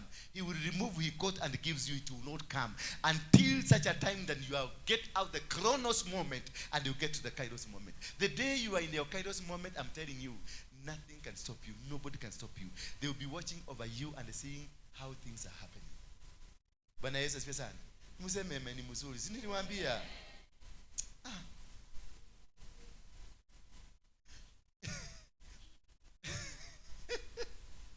Bwana Yesu asifiwe sana. So you must understand, are you in the season of God? So don't go complaining. Ati nimeenda, aki mpaka nimefika mwisho. Apostle, kuna mama mwingine leo amenipigia simu. Apostle, mimi nimeenda. Kama ni sacrifice nimetoa. Kama ni offering nimetoa. Kama ni kwenda milimani nimetoa. Kama ni nini nimetoa. I have done. Niende kijeta mwisho. Nikamwambia, this is now. You are in the right position. Umefika, ujiga yako imefika mwisho. Nao sasa ongojea, kaenda kaa kwa nyumbani, ongojea Mungu afanye kazi. Ujika yako yote ni hiyo, ulienda kanisa hii, ukaenda Hezekiel ukachukua kasi hadi Kachivu, ukaenda kwa Manyuro ukachukua maji, ukaenda kwa Ng'anga ukachukua kitu kingine, ukaenda kule kingine unakuta kwako kuna store ya maji ya Manyuro, ya TB Joshua, ya Ng'anga, mafuta ya Harrison, katika Kachivu ya Manyuro. Kwa Waruinge nikikiana kwa. Kwa Waruinge nini kinapatiana kwa? Kwa Waruinge. Mbona sijakuwa kitu ya kupatia kwa watu? Simuliambia ni kitu gani mzuri? Neno tu. Hamutabeba kitu. Kuna mama mwingine rafiki yangu, nilikuwa nimeenda Nigeria kwa TB Joshua. So I didn't know this is what how TB Joshua was valued in a big way. Mimi, I called TB Joshua. I was in a hotel palace, New Stanley, and I was not calling my Wajakoya ndiye alinipatia namba ya TB Joshua. So we called TB Joshua, and he told me, no, he found me in a hotel, and he told me, venye mimi nakuonanga, you need a special anointing of a man of God to help you to push your gift. Nikamwambia, yes, but I don't want to preach. Akaniambia, you are a good preacher. You will preach one day. Wajakoya is the one who prophesied to me. You will preach the world. Bwana Yesu asifiwe sana. So nikaambia, Wajakoya akaniambia, kuna mtu najua ako na jina anaitwa TB Joshua. Na huyu mtu ako na anointing kubwa sana na atakusaidia. Nikamwambia, how can we get him? Akaniambia tutamjaribu, but namba yake kuingia na kuaga issue. Nikamwambia, mimi nikipigia mtu anachukuaga yeye na si secretary. Akaniambia, no, ni secretary. Hiyo lazima achukuage simu, anakuanga in the mountain. Nikamwambia, if I call, he will be in his office. And then he gave me, tukaenda kuingia kwa page ya TB Joshua, tukaona namba zinapita hapo, tukachukua moja, nikapiga na namba yangu. Aliyechukua nani? TB Joshua. Nikamwambia majina yangu, I'm Mr. So and so from Kenya, a former leader of a gang in Kenya. Akaniambia, I had a dream about you. Bwana Yesu asifiwe sana. I had a dream. The next question aliniuliza, when do you want to come? Nikamwambia, I can come anytime. Sasa nilimwambia I can come anytime because nilitaka sikuwa na unajua ile hajakuwa, nilikuwa namuuzia uoga. Nilikuwa namuuzia uoga ati lazima atachukua. Wakati alichukua tumbo ikaingia maji. Nikamwambia, I can come anytime because I wanted to dismiss him. Awachane na mimi. Akaniambia, can you send us your passport number? I'll pay for your ticket. Nikakata simu kimadharau. Nilipokata simu akapiga tena. Akaniambia, we need your passport number so that we can organize for your travel to come by Friday this week. It was on a Monday. So Wajakoya akaninsist. That day I was carrying my passport without no reason. I didn't have a reason. Wajakoya akaniambia, you have it. Akaipiga picha kiaku kwa sababu nilikuwa nataka kuambia Wajakoya tuachane na hii maneno. Akaipiga picha, then we sent. Within 1 hour I had a ticket. Bwana Yesu asifiwe sana. I had a ticket. Nikamwambia, we cannot, I don't have visa. Akaniambia, visa is on arrival. Na on Thursday, na akalipia Wajakoya. On Thursday tukakutana, tulimkuta kwa airport ametugojea. Bwana Yesu asifiwe sana. Na kutoka hapo tukaenda Wajakoya. Kutoka siku hiyo tulipoteano. Nilirudi kuona Wajakoya akiuza bagi. From that day tulipoteano hapo. I'll put that clip one day, you see. Tulikuwa introduced. Wajakoya hako introduciwa. Mimi ndio niliintroduciwa na TB Joshua akanipatia microphone yake. Nikaenda kuletwa ingine, akasema no, this is a man of God. Akanipatia, I preached for 45 minutes. Wajakoya tukitoka aliniuliza, yani I brought you overtook me. And then from that day mimi nimeona Wajakoya akiuza bagi. Alinichukia kabisa na hakunipenda. That day we met with Lolinga and Kakande. All of us, we were there. I didn't know Kakande. Kakande aliniambia, I come from Uganda. But Kakande told me, I've been hearing your story. You are the Mungiki. You are the Munjiki. Nikamwambia, yes, I am the one. Then we fear you. But if you have come here, things have changed for you. And then that is how he became friends with TB Joshua. Therefore, I'm telling you, when you are in that moment, that season of that Kairos moment, things will just work for you. You will not force anything to work. Things will be happening around you, and all things will be working in a direction of God. So don't jump from one church. Don't jump from one prophet to another. Go sit at home. When Abraham was sent to the mountain, he never went looking for the mountain. He never took his boys. Where? Naona kama ni ile mlima. Naona kama ni Jonathan. No, he went and patiently sat down. and waited for the next instruction. Just learn to be patiently sitting down and wait for the next move. Because the next move will give you a direction. It's only God who understands what you're going through. It's only God. You see, the men that he has given the privileges of life. He has delivered them himself. He has brought deliverance upon them. When the son asked Abraham, where is the sacrifice? He told the son, only God provides. He's going to provide for himself. And you look at Solomon. When Solomon went to the Mount Gibeon to do a sacrifice, it is God who instructed him and told him, chukua ng'ombe 1,000 uende uchinje kwenye wapi? Mlima Gibeoni. And after he agreed, 1,000 of them, after he agreed to kill, to slaughter the 1,000, what happened? He was so tired and went down the mountain, went and slept there a bit to relax, because they were so tired. As he was sleeping, God appeared to him. In his dreams, God appeared to him, and he came and asked him, tell me what you want and I will give it to you. Because he was in the moment where God blesses, in the moment of the release of the power of God, in the moment of that, after following the instruction. And when God appears to you, he appears with a promise. Hello? That is why you are supposed to give a sacrifice. And a sacrifice cannot be given because from your own will, from your own violation. Every sacrifice is commanded from God. If you had gone, mukakaa na bwana yako, mukakaa na mke wako, mukadiscuss, mukabiana tutatoa 100, mke wako akakwambia 120, mke wako akamwambia 100, mwingine akakwambia 130, that is not a sacrifice. It is not from God. A sacrifice is an authorization from God.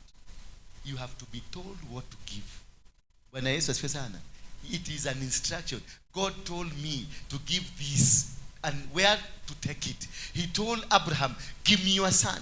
He told Solomon, 1,000 cows. He told the builder Nashuhat, 7 rams and 7 bulls. He told Gideon, go to the kiugo ya baba yako, utoe dume wawili wa miaka 7. It is an instruction. And if you obey to the instruction of God, what happens to you? The presence of God comes. And the presence of God, when it comes with a promise. The presence of God will never come without a promise. When he came to Solomon, he asked Solomon, tell me what you want, and I will give. When Abraham obeyed the orders of God, he went and he told, because you have agreed to do that which God has commanded you to do, from today, I swear. God said, from today, I swear. He swore. God had to swear to Abraham and told Abraham, you shall increase as the sand of the sea or the stars of the heavens. And all your family members, any person from your generation, their enemies will never defeat them. It is a promise from God. When Gideon realized, this man I've been speaking to is not ordinary man, because the angel appeared to Gideon and he told Gideon about how they are going to be liberated from the hands of the Midianites. Gideon realized this is not an ordinary man. Hello? He realized this is not an ordinary man. He realized, oh, this is an angel of God. He told the angel, do not go, sit here. Let me go home, I'm coming. After he realized he's speaking to the man of God, he went dashing to home. He slaughtered a goat and made a bread and brought the bread to here. And when he arrived, I found the same angel still waiting for him. Akaambiwa wekelea kwa hiyo jiwe. Huyo angel akaipoint na kijiti yake. Ikawaka moto, ikachomeka, ikapanda. And the angel from that time disappeared. Because he has connected. Remember, he was working in an environment that was ungodly. Hello? Did you get me? Gideon previously, before the coming of the angel, they were living and working in an environment that was ungodly. Remember that in the book of Judges, chapter number 1, verse number 1 says, and the children of Israel did evil in the sight of God. So what happened to God? God handed them over into the hands of the Midianites. It is God who handed them over, because they had already done evil. They had been told, once I take you to that land, in the book of Deuteronomy 7, when I take you to that land, where land that is occupied by the Jebusites, the Amalekites, the Girgashites, 7 nations mightier than you, when mukifika huko, do not compromise your worship with them. Do not walk with them. Do not live with them. But when they reached them, the father of Gideon, Joash, went and spoke the Amalekites, and he took the god of Baal instead of walking with the God of Israel. And they built a temple of Baal. They built an altar of Baal. God was so disappointed with them, he decided to pull himself out. Instead, what happens? And God gave them into the hands of the Midianites for 7 years. My dear daughter, my dear son, what if you are going through a judgment of God and you are jumping from one church to another church? And a judgment of God, if God has said it is 7 years, after you repent, 7 years has to come. And even if you try to die, you're not going to die. You are going to suffer until those 7 years comes to pass. He declared, he said, he handed them over. Judges 1, chapter number 6, verse 1. When the children, after they did evil in the sight of God, God himself handed them over into the hands of the Midianites. So the Midianites were not there because they have been sent by the devil. The Midianites were the sacred hand of God. There are people suffering here because of the sacred hand of God. That God is squeezing you because ulikataa kufanya kazi yake. No worry, wila wake. So God will cause this woman to come and torture you. God will cause this, you will marry this woman, and this woman will become a dangerous thing upon your life. You'll be crying every day. You try to chase this woman, does not go. You try to kill the woman, is not dying. You try to do anything to this woman, is not going. Until the purpose of God with you is fulfilled. Ndio nananga watu wengine wanakunywa dawa, badala dawa ikumuue maradhi, unasikia anatoa harufu ya Coca-Cola. Mwingine anaenda anachukua kamba ajifuge, akijifugilia pale na ni chuma, alijifugilia kwa chuma pale. Hiyo chuma inafanyika inakuwa mofefe, inateremka. Bwana Yesu asifiwe sana.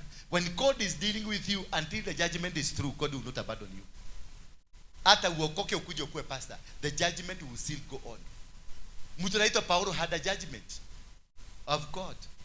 And this judgment was the thorn in, and he went back to God and asked God, remove this. But God told him, my grace is sufficient, because it was a judgment. There's no way God can go back against his judgment until the time he said, this is when it's going to come to pass. So what if you are going through a judgment? What if, even if you give sacrifices, even if you give whatever, offering, whatever you give, it will not change the position of God until the years he said. That is when this thing will stop. So go sit. Once you hear the word of God, that God is going to bless you, God will lift you up, God has removed that veil, sit down there.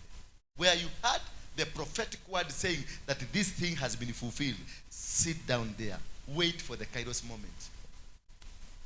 Wait for that day of God that he will come. You will not even know. Things will just start happening. It will take you 7 years before you get your true deliverance. I got saved 2000. Simupedu yo mama. Ameongea na Mungu sana. Shosho. Shosho. Shosho. Tadi hali hai. Hali katagine kali hai. O choke o. Afa Beatrice. Peleka shosho. Si kule kuna chai. Dimu kinyosha. Peleka kunywa chai pale. Hapa ndani. Yuka jishai yake hapo ndo na wewe. Odi ugashi na keni hai. Reda kunywa.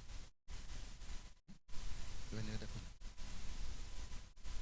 Peleke kunywa chai. Dimu kanyosha. Ndio walilala hapa. Tia udakwira. Wamelala hapa jana, niliwacha hapa saa 8. Sasa nashangaa nimekuja nimewakuta bado wako hapa. Anajua ya mati maheta kidogo ya kule. Unaona mtumia hiyo. Unaona ugisi kiheto tangu. No todo era ino akaikia karibu de mora ikakela toka.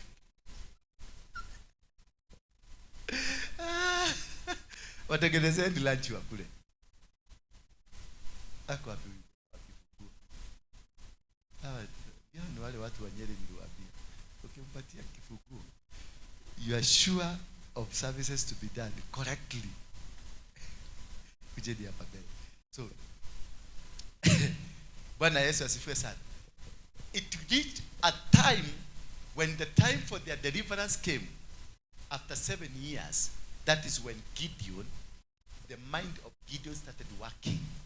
Remember, in the process towards the 7 years, Gideon alikuwa ameanza kutengeneza jeshi ya watu 32,000. But when God came, the time of God, when the angel of God came, na akatoa sacrifice, when you realize you are communicating to the man sent to you by God, you immediately raise a sacrifice to connect with him. Bwana Yesu asifiwe sana. You immediately, realize this is the man that God wants me to work with. This is the place that God wants me to be. You immediately raise a sacrifice to connect with the moment. When he did that, he knew. Akakimbia nyumbani, akachukua mbuzi, akachinja, akatengeneza mkate usio chachwa, kisha akauleta. Malaika akamwambia, wekelea kwenye jiwe. Alipowekelea kwenye jiwe, he pointed at it, ikawaka moto, ikaisha. Then from there the angel disappeared. God entered. Hallelujah. And the God, when he went and he was asking the angel, you are telling me we are going to win this battle, and me myself, I am the youngest of my family, and we, our clan, is the least of the family. How can we do this? And where is this God? Huyu Mungu nashinda ukituambia ati huyu Mungu alikuwa. We have been told sort of Moses ati huyu Mungu ndiye alikuwa na Musa, ndiye alikuwa na Abrahamu, ndiye alikuwa na Jacobo, ndiye alikuwa na nani? Where is this God? He was complaining the way you are complaining. The way you are keeping asking. I've been to churches. Hata wakati nani huyu alikufa, huyu mwenye alikufa juzi. Mulikuwa huko, ulikuwa naenda kanisa kwake. Huyo mwingine ukagetoka ulienda. Kwa nini? Every preacher in Nairobi, every church in Nairobi, you've been to, but nothing has changed. Why? Because you did not get right. When you miss that Kairos moment, you are going to perish. Remember, Gideon had prepared 32,000 men to go and fight the Midianites. But he never realized it is not the hand of the devil, but the hand of God that was controlling the Midianites. So there is no way Gideon himself will defeat them, because this is a hand from God, not a hand from the devil. So they were terrified until they had to live in caves. They were terrified until they worked in the night. Remember, they tried. Walilima wakati wa kwenda tu kuvuna. The Midianites will come and take it. The Amalekites will come and take it. Why? They were being subjected by an altar of the Amalekites. The altar of their father Joas, the altar of the Baal, was not the altar of the children of Israel. Was the altar of who? The Amalekites, the Midianites. Hiyo ndio ule Mungu walikuwa kiabudu. So wakati hawa walilima, wakalima kupitia kwa nguvu za nani? Mungu wa Amaleku, Mungu wa Midiani. Wakakuza milima, wakakuza machakula kupitia kwa neema ya Mungu wa Midiani. Wa Midiani walikuwa wanakuja na chukua chakula kwa sababu ni ya Mungu yao. So wewe ni Mungu gani unaabudu?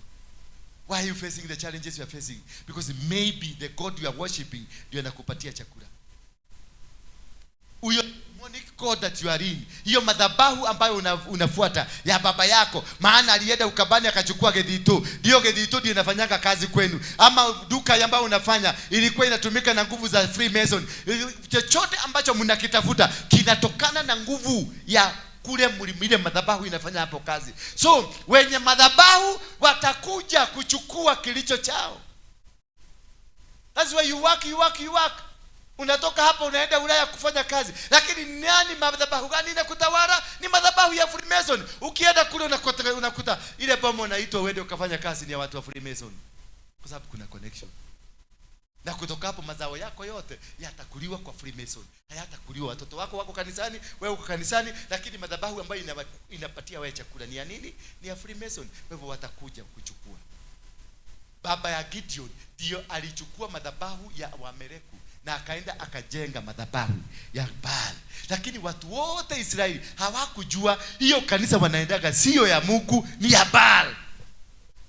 Only Joash knew madhabahu hii sio ya Mungu. Na wakangangana wakafanya wakati walianza kuvuna, maana baba ya Gideon Gideon Joash wakati alienda kule kwenye madhabahu kule mbele, aliitisha huyu mungu wa Baal, akamuitisha maidi kamea, akamuitisha maharagwe kamea, akamuitisha mahandizi kamea, akamuitisha mang'ombe zikamea. But now wakati wa mavuno, nani atakuja? Nani alilete mimea hiyo? Ni mungu wa Baal. So watoto wanaoabudu miungu ya Baal ndio watakuja. Ni wakati wa mavuno tu ndio hawa watu walikuwa nakuja. Na wakikuja, wana wa Israeli waliwekwa baridi, maana madhabahu ambayo inatawala ni madhabahu ya Wamidiani, ni madhabahu ya Amaleki, ni madhabahu ya Wagirigasha, ni madhabahu ya Wajebusaiti, ndio ilikuwa inatawala. Kwa hivyo what happened? Wakati wa kuvuna, madhabahu ilikuja ikaitisha. Unakuta umefanya biashara, wakati umeifanya vizuri, kadiri kameiba, wakati mnaenda kuchukua pesa unachelewa. Gari ile ulikuwa nayo matatu unasikia imegogwa, na ikigogwa kunakuwa na delay, polisi wakuje, nini wakuje, ama ugoje gari nyingine, zote zimekuja zimejaa. Wakati deal itafanyika, wakati wakuku wamekugojea, inasemekana wacha tu tuendelee na deal, akikuja tutamweka kwenye deal. Basi by the time wakimaliza tu deal, ndio unapata gari imekuja ya kukubeba. Ukifika huko unasikia wamesaini na wameenda. Nilikuwa milioni ngapi? Milioni 10 wameenda. Ukijaribu kuwapigia simu na kuambia hatukukutana, tumesema ni next month. Kwa sababu kile kilicho ndani yako, kuna madhabahu inakuondosha kwenye baraka zako. Kuna madhabahu inakutenganisha na njia ambazo Mungu anataka kukubariki nazo. Kwa hivyo wakati Joash alitengeneza madhabahu ambayo ilikuwa ni ya Wameleki na Wamidiani, madhabahu hiyo ndio walitumia kuvuna, ndio walitumia kulima, ndio walitumia kufanya kazi. Madhabahu ndio hutumika. Bwana Yesu asifiwe sana. Ni madhabahu, sio maombi, ni madhabahu hutumika kufanya. Kwa wachawi, wanatumia uchawi kulisha watoto wao, kufanya biashara. Kwenda kwa Freemason, wanatumia madhabahu ya Freemason kufanya biashara. That's why they are rich. That is why they are driving cars. That is why they own properties. Because yule mungu wao walimuitisha akapatiana.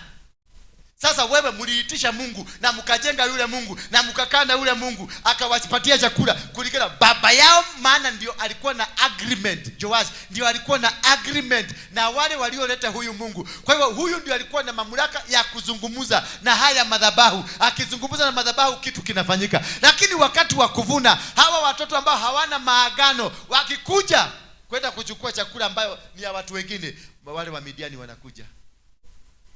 Nawaambia sasa kaeni kwa mashimo, na watu wanatoroka, wanakaa ndani ya mashimo, chakula yote inabebwa, wanaenda nayo. Gideon akaanza kutengeneza jeshi because alikuwa na Mungu ndani yake.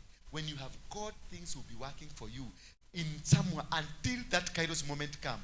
Unakutanga unagiginyana, unatoka hapa unaenda Mombasa ukitafuta, but nothing is working until that moment that God will come and tell you this is the right moment to hit.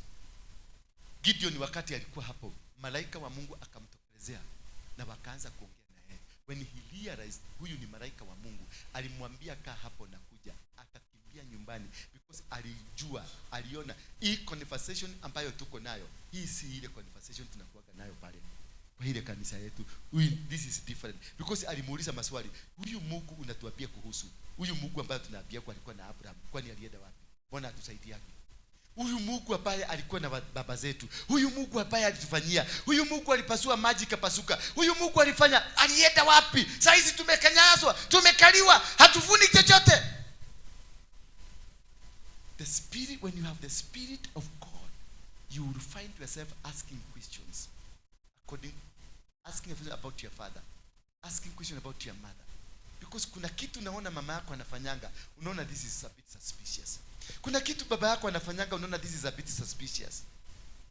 This thing causes you kuuliza maswali. That is why you are in the church. That is why umekuja kusikiliza Ndura Waruinge. That is why umeenda kwa Kemani. That is why umeenda because kuna kitu kinakusumbua ndani yako. So Gideon alikuwa ameanza kutengeneza jeshi. Akakiuliza hii maswali, bado alikuwa ametengeneza 32,000 men.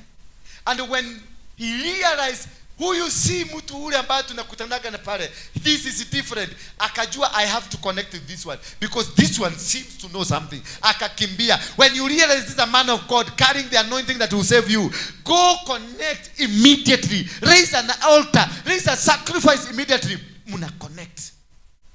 And when you connect, then once they connected, the angel disappeared and God entered. Then God came and told Gideon, this battle you shall win as a man. Remember, this man had prepared 32,000. And he is now being told, this battle you shall win as a man. That's a very terrible question, terrible statement. That you shall win as a man. Na unajua mumesumbuliwa na Wamidiani. Unajua venye Wameleki wamewasubua. Unajua venye mmeteseka. You are working the darkness. Munafanya kwenye caves. You are living in the caves. Then you are told you shall win as a man. Then he asked this, as a man, me, I come from the least clan, and myself, I'm the last in our family. So how will I win? God came to him and told him, you man of valor. You man of what? You man of valor. Kumbe unakuanga a king. Kumbe unakuanga so powerful. Kumbe unakuanga kubwa. But you have been suppressed by the altars of your parents, by the altars of your grandfather, by the altars of the place you've come from. You have mekanyagiliwa chini. Haujui you are a man of valor. God only knows. The heavens recognizes you as a man of valor, but you never recognize yourself as a man of valor. Heaven recognized Gideon that this is man we appreciate, man we love, man we know, man who will win, man who is powerful. But Gideon did not have an idea that he is a man loved. He had to wait until God appeared to himself. And when God appeared, he called him man of valor. And he told him, now, rise up, go to where the cows of your fathers are. Go take 2 bulls of 7 years and go to the altar of your father. They saw it. He was told, go. Uingie zizini kwa baba yako. Chukua ng'ombe wawili wa miaka 7. Kisha uende kwa madhabahu ya baba yako, uibomoe. Moja uchinje. Ukienda kubomoa, uchinje ndume wa kwanza afe, ubomoe yale madhabahu. Kisha ukimaliza kubomoa, zile pillars na asheras, zile bito na miti imetumika, uitumie kuchoma ng'ombe yule. Kisha unijengee madhabahu kulingana na utaratibu. Haleluya. Madhabahu hayajengwi tu kwa sababu ni madhabahu. Unijengee madhabahu kulingana na utaratibu. Kisha uchinje ng'ombe wa pili. After he did na hakufanya mchana. Kuna madhabahu ambayo inaitangwa madhabahu ya wazazi. Altars from your family. Inaitangwa family altars. Magoko na mama ide. Bwana, ancestral spirits altars. You don't fight them in the open. You don't fight them with your brothers. You don't fight them with your aunties. You don't fight them with your cousins. You do it alone if God has revealed himself to you. Because maybe your brother is the one servicing the altar. And you made him muita. Ukatoka fujeki kwa gya wito. No you know uthiyaga. Idito ciothe ile cimuriaga. Uyu no ciha moko-ini wake. No amukua. Mumeenda na yeye ati mkafuje madhabahu the ancestral. Huyu atakumaliza kabla ufike huko. If God has revealed to you the altar that is dealing with you, ni zile za ancestral, don't involve even your husband. Don't involve even that son that you love, even that daughter that you love. Don't involve them. Do it alone. Seek God guidance. Do it alone. Gideon alipoambiwa, alienda na kaenda, alichukua jeshi yake tu kusaidia kubomoa kile kitu. But akienda kuchukua ng'ombe, alienda peke yake. Ng'ombe za baba yake alienda kuiba. Aliiba ng'ombe za baba yake. Sababu baba yake ndio alikuwa mwenye madhabahu. Alipofika pale, alipochukua ng'ombe, akabomoa yale madhabahu, yakaanguka chini. Kisha akajenga madhabahu mengine mapya. What happened? Wazee wa kanisa, church elders, akina Kemani na itakataka zingine, wakakuja, wakaambia baba, tunajua ni kijana yako. How did they know? Tunajua it is your son. Bring him tumuue. How do they know it is your son? How do they know ati ni mtoto wako? What is this that brought them to the understanding? Because they knew in the spirit, this man has been fighting us in the spirit. A person carrying the spirit of God, they will know you. Ukikaa katikati yao, utajua, atakujua. You've been disturbing them, you've been fighting them, and they are always waiting for that moment to hit you. That is why this man was said to go and hit in the night when they are asleep. When you are destroying the ancestral spirit, you don't fight with them. Mi wakati nilienda kwa madhabahu ya kwetu nyumbani kwa mama yangu na baba yangu, because I knew the problem is my mother, my father, my grandfather, all this lineage. Mimi mama yangu kwa sababu kwa nyumbani na anakuwa na shida ya macho. Nilienda nikamdanganya, wacha nikupeleke hospitali ya macho. Alipofika huko nikaambia daktari wacha akae huko siku 3. Nikaenda nyumbani, nikachukua Harrison tukaenda nyumbani. Tukang'oa madhabahu yote. Akiwa hospitali akaniambia, akanipigia simu, akaniambia afadhali hivyo uliniambia nikae hapa. Imagine, sijui ni nini daktari amenipatia, macho yangu yamekuwa kilia. Kumbe ni ile madhabahu tumebomoa nyumbani imesababisha hata yeye apone. Lakini nikijaribu kuenda huko akiwa ageniita Saitani. Because yeye ndio custodian ya ile madhabahu. Sasa chukua huyu mama na ndio custodian ya madhabahu. Twende tukabomoe madhabahu. Ukitoka hapa ufike Naivasha, accident ndio hiyo. Takogo utakatwa vipande vitatu kwa barabara, na atakuwa wa kwanza kuja kuwitness. Maana ndio custodian na ndio wamefanya hiyo kazi. Bwana Yesu asifiwe sana. Walipobomoa, wazee wakakuja wakaambia Gideon, give us your son, we know it is him. Naye Gideon yeye mwenyewe ndiye alikuwa anajua the siri behind it. Wao wazee walikuwa nafikiria ni kanisa, lakini haikuwa kanisa. Mtu alikuwa anajua siri ya hiki kitu ni baba yake anaitwa Joas. Akawaambia wazee, kama hii madhabahu ni Mungu itajipigania. Hiyo ni statement gani? Akwirate. Kitu ya kwanza Gideon, baba ya Gideon alijua, whoever that has been able to destroy this ako na Mungu. Alijua huyu amejua siri yangu na huyu amenishinda already. Ukiona madhabahu imeanguka amenishinda. Kwa hivyo akawaambia wazee, kama hii ni Mungu, wacha ijipiganie, kwa sababu alijua hakuna kitu itafanyika.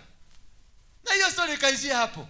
Na maneno ikaisha. Na madhabahu ikaanguka. Na Wamidiani wakaondoka, Wamereku wakaondoka, na kila kitu ikabadilisha. Na kutoka hapo wote Gideoni na jeshi wakachukua mamlaka. Why?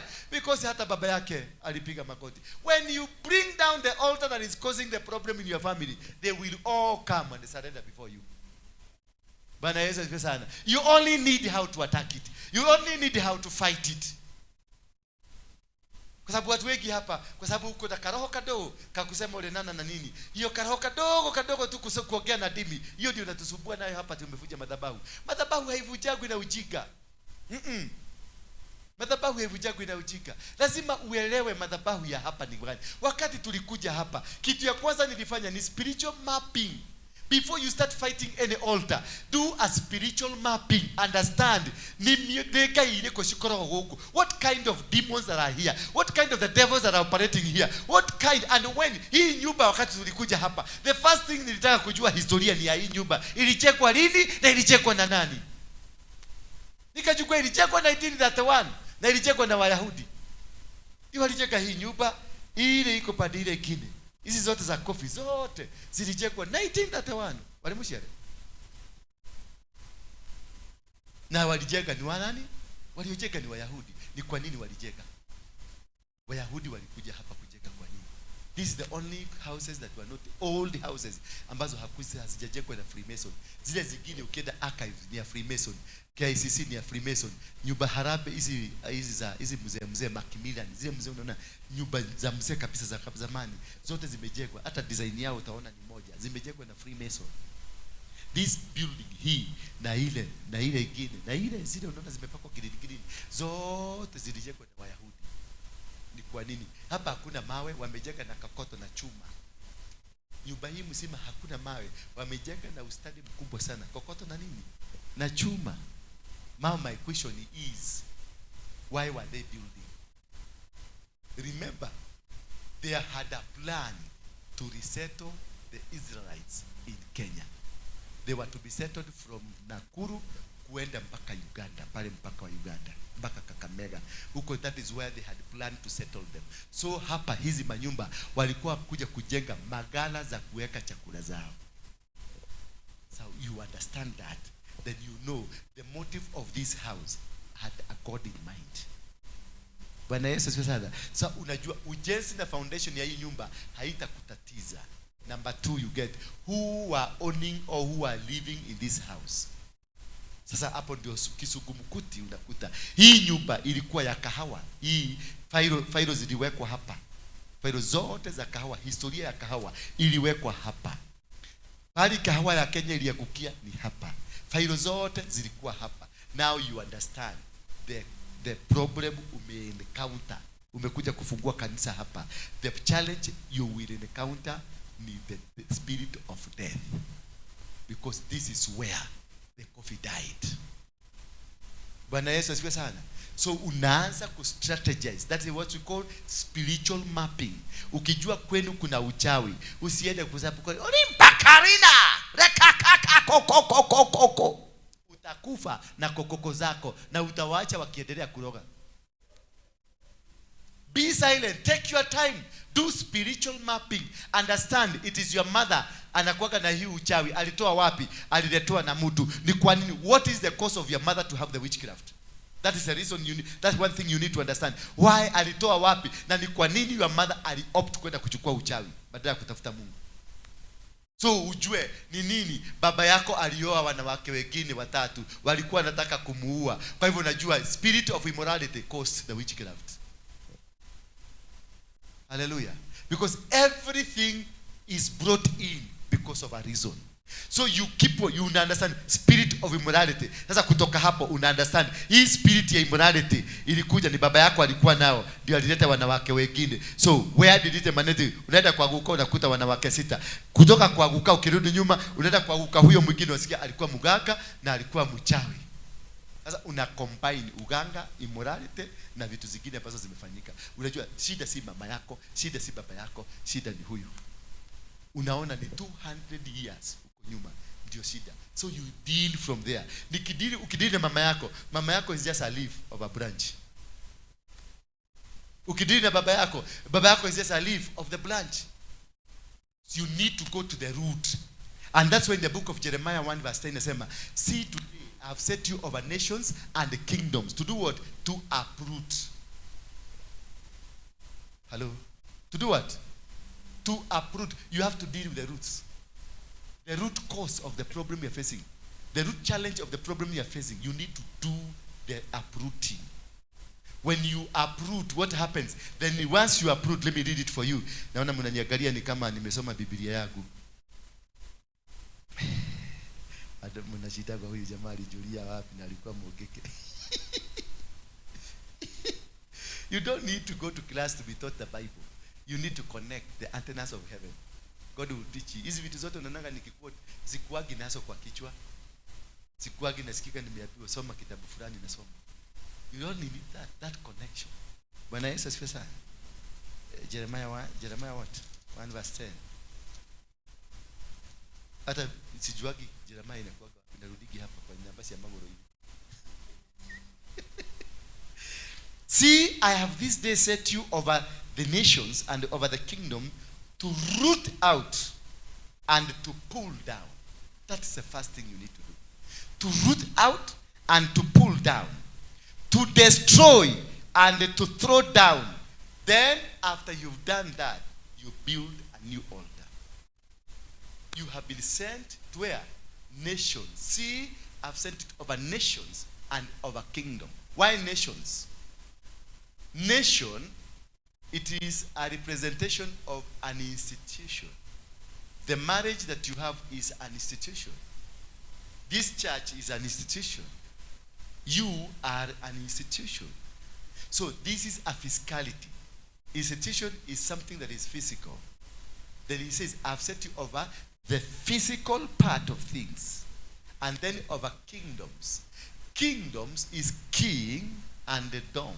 King is the authority, dome is the dominion, dome is the spirit. I have set you over nations, the institutions, and over the spirit inside them. To do what?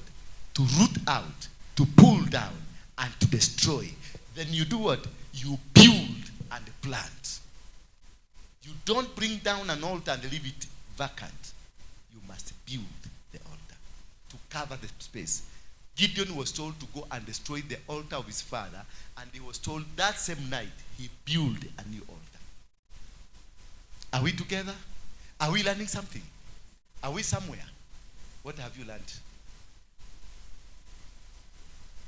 Yes. And to build. Then you must, before you start fighting the altar you think you are fighting, because you are a Christian who lives in heaven in the night, comes in here at the daytime.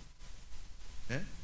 Hiyo ujinga ya kwenda kupigana madhabahu na ujui ati tunaenda kuvunja madhabahu ya KICC, tunaenda kuvunja madhabahu ya huko Kamukoji, tunaenda. Before you start any move, do what? Spiritual mapping. Understand how old is the altar, who brought it, when was it brought, and what is the motive behind it. That is the time only you can be able. And go study even the plants in that area, animals in that area, the rivers in that area, the kind of water in that area, anything that is that area, carry it, because they have a representation of something. If it is water, ni majini gani yanaishi kwenye hiyo maji. Unaenda Mombasa kupigana na majini ya Mombasa, kisha unaenda kuogelea. Nikitobe tuswimu hanini, wacha tuswimu. Itakumeza huko ndani na utaenda kabisa na utapelekwa kule jani, watakuuliza ulikuwa umekuja kufanya nini? You need to study to understand. Once you are able to understand, you are able to stand and know how I can be able to fight. And if you realize this one I cannot be able to fight, don't touch it. Ukijua mama yako ni mchawi ule wa grade 10 ama grade 1, huwezi kushindana naye, don't dare touch her. Utakufa. Hata ukikuja na mgumu gani, utakufa. Wait until now you prepare yourself, you raise sacrifices, you prepare yourself to attack. But God does it. Remember the book of Deuteronomy 7. Can somebody give me Deuteronomy 7? Is it possible we get it very quickly? I can see time imeenda sana. I'm sorry for kuwapotesia wakati wenu, mnisamehe tu. When the Lord, Deuteronomy 7, when the Lord your God brings you into the land which you go to possess, when the Lord your God brings you, which car has taken you there? Yeah? It is God who will take you to the land that you are going to possess. It's your kiherehere. Wakristo muache kiherehere. Muache kiherehere. Mliokoka sizuliokoka. When the Lord your God brings you into the land which you are going to possess, and has cast out many nations before you, the Hittites, the Girgashites, the Amorites, the Canaanites, the Perizzites, the Hivites, and the Jebusites, 7 nations greater and mightier than you. So whatever battle you need to fight, every battle that is ahead of you is composition of a mightier thing than you. Any altar, no matter how big or small it is bigger and stronger than you, because it is in the spirit. You are not in the spirit. Then go ahead, and when the Lord your God delivers them over to you, when the God your God delivers them over to you, so there is no battle you are doing. It is God who does the battle first. He delivers them over to you. Then once he delivers them over to you, you shall conquer them. When already they have been delivered by God, then that is the time you shall utterly destroy them. You shall conquer them and utterly destroy them. You shall make no covenant with them, nor show mercy to them, because already it is God that has brought them to you. So be merciless, destroy them, bring them down. No covenant with them. Usikae chini ati mwanze kuogelelea ati tungesema together ati afadhali ungetupatia time to. No, you shall utterly destroy them. Then nor shall you make marriages with them.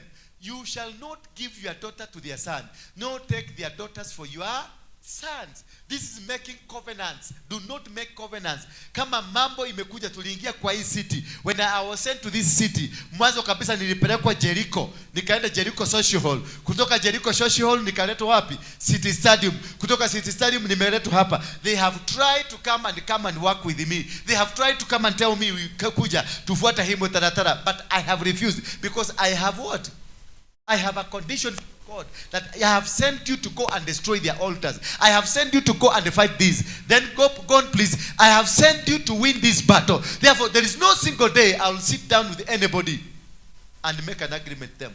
I will not make any covenants with them. I will do what God sent me. For they, if I follow them, if you make any covenant or marriages with them, for they will turn your son away following me to serve other gods, so that the anger of the Lord will be aroused against you and destroy you suddenly. When the children of Israel in the book of Judges, when they and they worshiped the God of the Amalekites, the anger of God came upon them, and they were subjected to a lot of humiliation. 20, please. And God came to destroy them. Quickly, please. But thus you shall deal. This is how you shall deal with them. But thus you shall deal with them. You shall destroy their altars. That's the first thing you do. You destroy their altars and break down their sacred pillars and cut down their wooden images and burn their carved images with fire.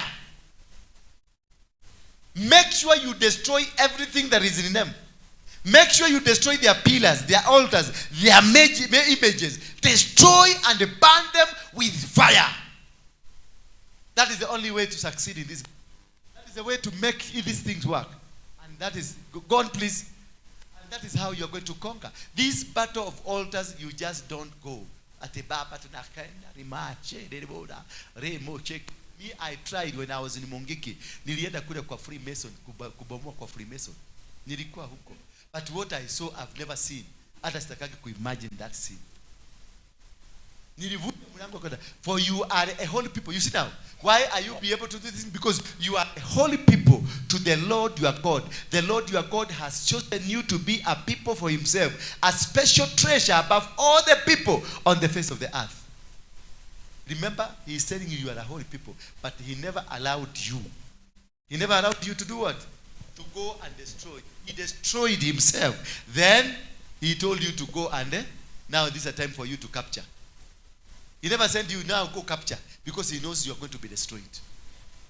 Joash is one man that heard the voice of God and saw how God delivered them from the hands of the Amalekites, from the hands of this one now. He saw it, but when he came and agreed with them, they changed him to worship their God.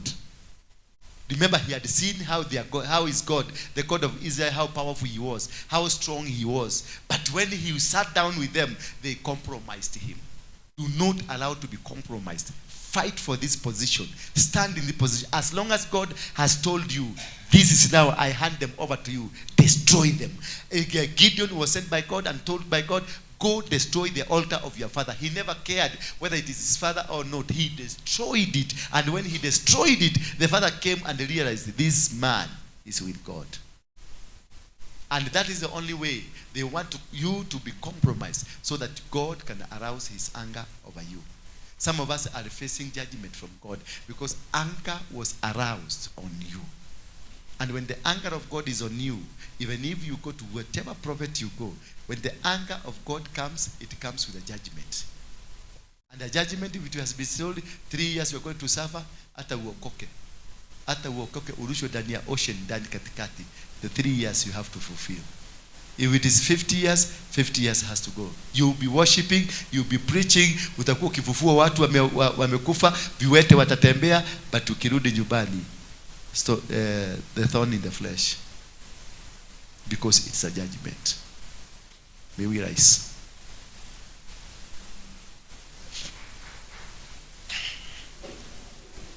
Amu kusema amen. Na mnajua wanatutazama.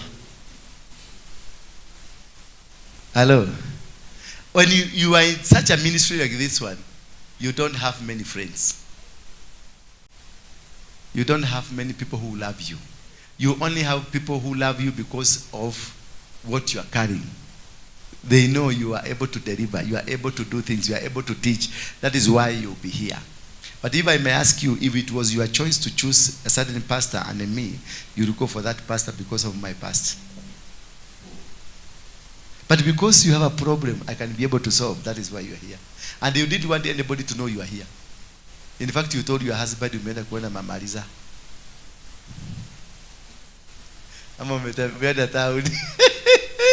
That is the best good thing that God has for us. That He will put something that is in you that will work because of the generations. May God of heaven bless you. I want to go into your pockets, get your sacrifices and your offering.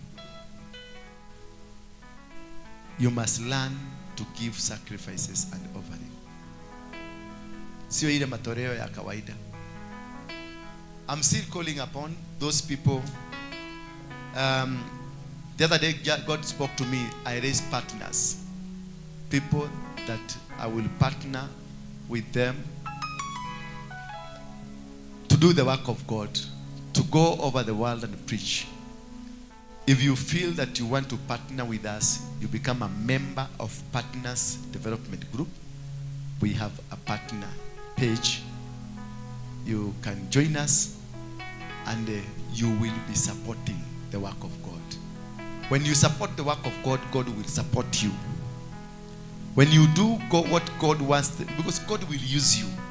God will use your finances so that we may go to Kibera. During the Pasaka, we are in Kibera. Date 29, date 30 and 31. And the souls will come to Jesus.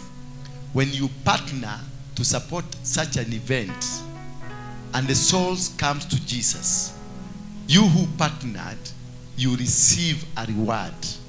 Whatever you gave for that job that to be done, it will translate to your children. If young children will be healed, will be delivered there, and you have children at home, the same will happen to your children because you are agreed to assist God in His work. So if you want to become a partner, I request you to join us. You are watching us from all over the world. I'm requesting you, join us in partnering with this noble work. We are starting a journey of Nairobi, and we are beginning it from Kibera. From Kibera we'll be going to Githurai. From Githurai we'll be going to Kawangware. From Kibera to Kawangware. From Kawangware to Kibera. From Kibera to Kayore, Jacaranda. From Kayore we'll be going to Dandora. From Dandora we'll be going to Kangemi. From Kangemi we'll be going to Kariobangi. We are going to move around and pacifying the city of Nairobi. Then we prepare the city for the revival. So once you join us, once you become partners in this move, God will bless you as He blesses the next generation. Praise be the name. How many of you think that they can join to become partners? Lift up your hand. You become partners. You have not joined. You want to join now. Lift up your hand. Kabisa, kabisa, kabisa. Vizuri. Inua mkono ni kama ni mtu akona mkono mzuri. Yes, you Rhoda, kuja hapa mbele kidogo. You see this lady? Register with this lady. She will put you on that wall of the partners. And encourage more. You don't need to be a member of this church to be a partner. You can be a member of your church and be a partner. God bless you for now. Are you ready with your sacrifices? Lift up.